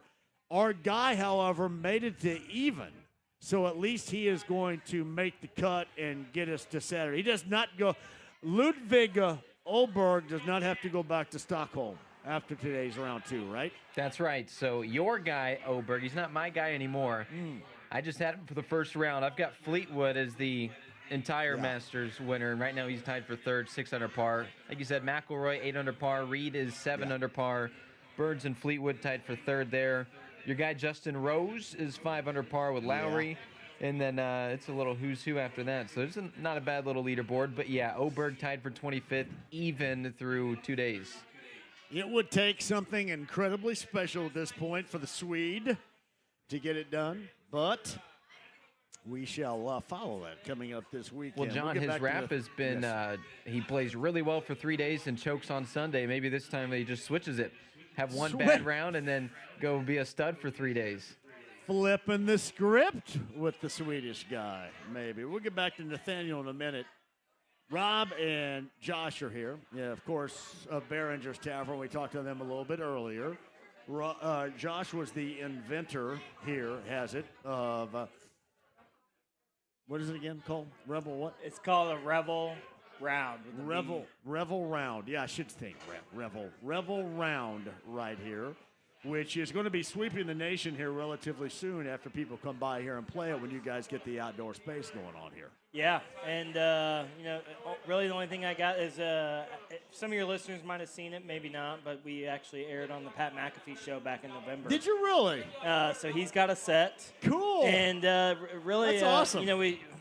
I think we want to bring it back to Behringer's, but the only thing I really got for our listeners is JMV, you and me, the creator. Correct. Pat McAfee, whoever he wants, Let's we do will it. kick their candy ass. Yes, like we will. anytime. Well, like those guys on the set with him, come on, there's about as much athleticism as this table. we will dominate them. Yeah, so And we're all good. that's all I got to say. So whoever knows anybody, you and me, we'll take them on. Well, Josh, I will say this too. McAfee, we played pickup basketball together before, and he's got a couple of jumpers in his eyeball, courtesy of me. So yeah, he knows of the legend right here. So he knows of that. So no, I would love to do that anytime, man. Awesome. So, Rob is also here. Rob, we've had one hell of an afternoon, haven't we, buddy? It's been a great day, man. A great crowd. Everybody give yourselves a hand. Well done. What a hell and of you got the big brass here. I know you got there, the I big know. bosses here. I know. Yep. They've watched every. They're watching. They're watching. They're judging. I see them over there. And then a throwdown challenge. You know what I mean? It had to happen. NJV will kick their ass. There's no doubt about fun that. stuff today, man. So, did you hear the guy we had on from Las Vegas that writes for the Raiders just give us a tutorial on John Dillinger a little bit earlier? That was great. That was outstanding. And Dillinger is part of the legend. Oh, part this of the place. lore. Part of the lore. Yeah. So, now, do we have any stories that? Nah, no one has any. We've tried to dig into that. No one's got any real stories, but everybody is solid on the fact that he used to come here. Right. You know, because he used to go to the Volrath up there that's now like a assisted living home or something. Yeah, like that. I know what you're talking about, right? That was a bar back in the day. I had no idea. It is. I pass the assisted living home up there all the time, and I know exactly what you're talking about right here. Hey, the other part about this is I was talking to Josh about this earlier. Man, we are seeing a resurgence here in this area too. It just seems like that they're redoing house after house every single day. It seems like there's something new happening. South Village, man, it's alive and thriving, and you know the bar here. We've been here for 140 years. Yeah, so. no. How many places around have been here, like around here, for 140 years? You have to be few and far between. Classically, you got the noodle. Yeah. Obviously, but I actually believe we have the oldest liquor license. Do you really? Because the noodle closed down for a while, and then they got a new liquor license. But you know, when I heard that, I thought I'd look and it would say like 2. Yeah, no doubt. No doubt. But I do believe the oldest continuous liquor license. So 1879. Yeah. Can you believe that? There was no electricity when this place opened. So who thought of having a liquor license back then? Yeah, I don't know. Yeah, you had no electricity, but you had a liquor license? Somebody thought about making some money somewhere. They're like, listen, we can charge for this. Yeah, that is incredible right there. So what, did everybody come in here and drink by candlelight back in the day? Yeah, pretty much. Or gas lanterns on the wall or something while their horses are parked outside. Think all the stuff that was on the floor. That is incredible right there. It really is. So, and the place just continues. I said this a little bit earlier to both of you guys. It's been amazing what you're doing to maintain the legacy and the accuracy of the legacy here with Barringers, but also growing and doing some different things outside. Yeah, because if we weren't, we'd be playing cornhole. That's out it. there. Yeah, exactly. Well, you'd be playing cornhole, and you'd be all. But I mean, and Josh, man, that's hard to do. It's hard to keep up the integrity of what this place was going all the way back to 1879, while also doing things that people want in this new era. How do you be innovative, but also bring in the history? Correct. I mean, that's hard for anybody to do. Yeah. Right? So, but you guys have done it great. Now, when do you guys expect on the inbound the outdoor space to be done? I got a 4-week deadline. You have an actual deadline on this, do you? I do. Thanks to our buddy Travis, we've booked a. Oh yeah, Travis is booked. So what is that? June? So we got June. No, May. Oh, we're in May. Yeah, first weekend. Well, it's like May 8th, 9th. That's See, I haven't seen that on the schedule. You guys are. Oh, okay. I'm sorry. Well, with Travis, you do. I'm sorry. Yeah, exactly. I got you. But yes, next time you're here, we're going to be outside. But I'm gonna be open the first week of May. That will be beautiful, and you can tell people too. You're going to have live music going on out there. Yeah, live music and just everybody loves to be outdoors, right? Right. Being outside's the best. Well, you get cooped up all winter long, and then you want to get out and bust out. That actually makes the garage door great because I think the garage door is spectacular. Well, I mean, you could tell I made it work for me because I was curious how many people drove by, was listening, and I just have them honk. And I bet we got 30 to 40 honks while we're here. Yeah, half of them are Hagen flexing. Yeah, exactly. Yeah, they just want to see Hagen out there doing this thing. But No, it is a very unique place, and it has to be very special. Does it not, to be a part of something that has been so unique for so many years? We're so appreciative of it. I had no idea when I started this venture what buying into history meant, and we respect the history. Yeah. And it gives back all the time. The stories and the just. Does it make it even better, more special because it's a family affair too? Oh, for sure. Yeah. And actually, all of my family's here today. That's which what is- I knew that. Look at them all over there. Everybody Got is Jake here and too. Alex and Josh, and even my wife Shelly's here. No, how much better does that make it feel because it is a For me, family it's venture? everything. Yeah, Man. It's everything. It's great. It really is too. Now, how long have you, Josh, been involved here too? I mean, Besides listen, inventing games, and such. there is men like Rob and beyond him and his partners that have helped recreate this place. All I have in it is a small part out there outside in the new outdoor area that's going to be, honestly, if you're listening, it's going to be one of the coolest outdoor spots It is. in Indianapolis. I don't care what you say, come check it out. And we'll have 2 courts out there. We'll get to play, we'll get to drink, we'll get to listen to live music. What else do you need? Our people, that's all we need. Now, Rob also mentioned bocce ball. Yeah. I like a good bocce. Dude, now, I only know of one place that offers bocce ball, and that's over, and I only see it when I go to it, like Italian Fest. Yeah, You know, yeah. over Are there. they still open? Because it was bees. I don't know. It was in that park out there, right? Oh, It okay. was- The bocce courts The out there. bocce Yeah, courts yeah. were in that park. That's the only place I know that has it. I'm doing it the way I grew up doing it. All right. Well, tell everybody Lawn about bowling. Tell Lawn everybody about bowling. bocce ball. Lawn bowling. Lawn bowling. You got a white ball, you got black balls and red balls, and you get them closest to the ball, to the white ball. Lawn bowling. I used to see my uncles out there with freaking taking grass blades, trying to put them in between to see who was closer. Yeah. It's a lot of fun. We're at Behringer's Tavern since 1879 with Josh and Rob here as we close things out. Again, Colts update coming up, I believe, right? Nathaniel, bottom of the hour, the Colts update. And then we got Pacers after that. Nathaniel's going to run that with the Pacers and Fieldhouse later on tonight. Hey, we haven't really talked too much about this. I mean, I mentioned this. Beer and cocktails, great. But you guys have terrific food, too. Yes, thank you. I believe we have great food. We have daily specials every day of the week, Monday through Friday. We got Last Chance Pizza, which is our pizza brand that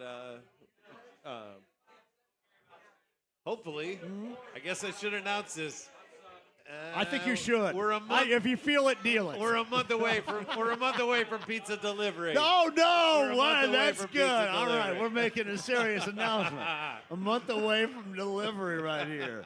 Kicking and screaming, he let that one out. That's great. Pizza delivery. So how far out are we going here?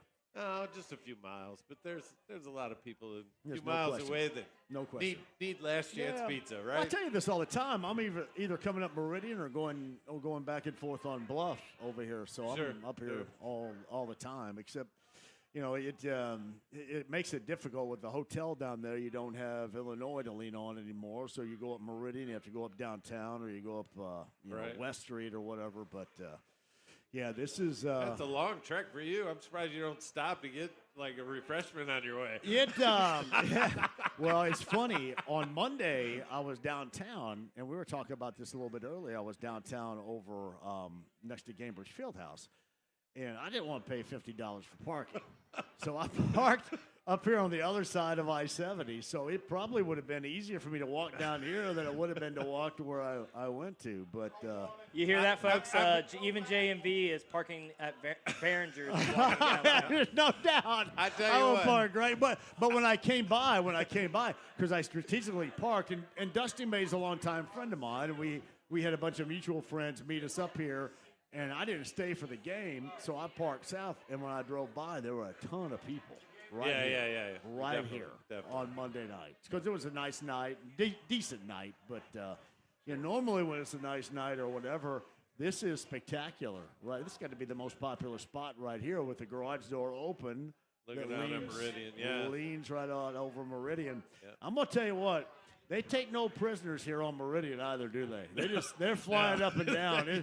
There's not much to worry about too much right here. About the only place you can get similar to this is at the 500. Oh my goodness! Because that's one thing I didn't notice. If I had a speed gun out here, I don't know how many people are going the speed That'd be a limit. good time, JMV. Yeah, right there, Let's get one of those. Just get a gun out here and go, hey. Right here on Meridian. That person's abiding, but there's not too many people that are abiding. In the 4 o'clock hour, there's nobody abiding on that right there. All right, guys. Hey, tell us the hours of Behringers and dates and times, and obviously the opening of the outdoor space. All right, we are 11 to midnight. Yeah, that's a good honk. Yep, that was a solid honk right there. It was. 11 to midnight, Sunday, Monday, Tuesday, Wednesday, Thursday, Friday, and Saturday, 11 to 2. Food specials every day, Monday through Friday. Pizza's special on the weekends. We got Monday trivia, Tuesday music showcase, Wednesday bingo, Thursday karaoke, Friday singo, Saturday live music occasionally, and poker on Sundays. Forgot about that one. Oh, man. And one of the best game rooms you will ever see. Yep. Got And I know that pinball machine is not working, though, right? I'm going to get it working. That pinball machine, what is that? That's the 60s pinball machine. Yeah, the King of Hearts. My goodness, that's classic right there. I think that alone, you don't even have to plug that thing in. It just looks awesome. It does. But no, what a great game room you have. You got Golden Tee back out there for anybody that loves, obviously, the Masters and thinking about that this weekend. But the next time we're back, outside. Yeah, you'll be back soon. Great show, man. Man, Thank you you guys for have coming. been great. No, you have. Thank You're you, Rob. amazing. Thank you, Rob. I Hey, appreciate and just it. for your Josh, thank you. listeners, Yeah. JMV's not just good on the radio. He's a good guy in person. Oh, just saying. there you go. I appreciate that, You man. give him that 20 later. No doubt. Rob's going, here's a little money for you. Guys, I appreciate you. Thank you very much. Rob and Josh right here of Behringer's. And again, it is legendary, and that is a true story right there for you. All right, Nathaniel, I know. What time we got to go here, brother? About a minute. About a minute. All right, your weekend, you got the Pacers later on tonight. And I want to give a little shout out to you because you also do stuff over in Vigo County. What do you got coming up this weekend too? Yeah, I'll be in Paradise for some Rose-Hulman baseball. Nothing wrong with that, man. No, nothing wrong with that. What you do right now and then working on that, you are doing what? You are working on your craft. And that's what matters. And, of course, we should note that you are the voice of Roncalli Athletics. And I'm going to tell you what. If Dave Lauk digs you, that means you're really good, brother. Let me tell you that. If Lauk is on board with you, that means you're really good. You know that to be true, right? I can say the same thing about you. He talks about you all the time. Paul? Oh, I bet. I hope so, too. Hey, Paul Montgomery, happy birthday, pal. How old are you?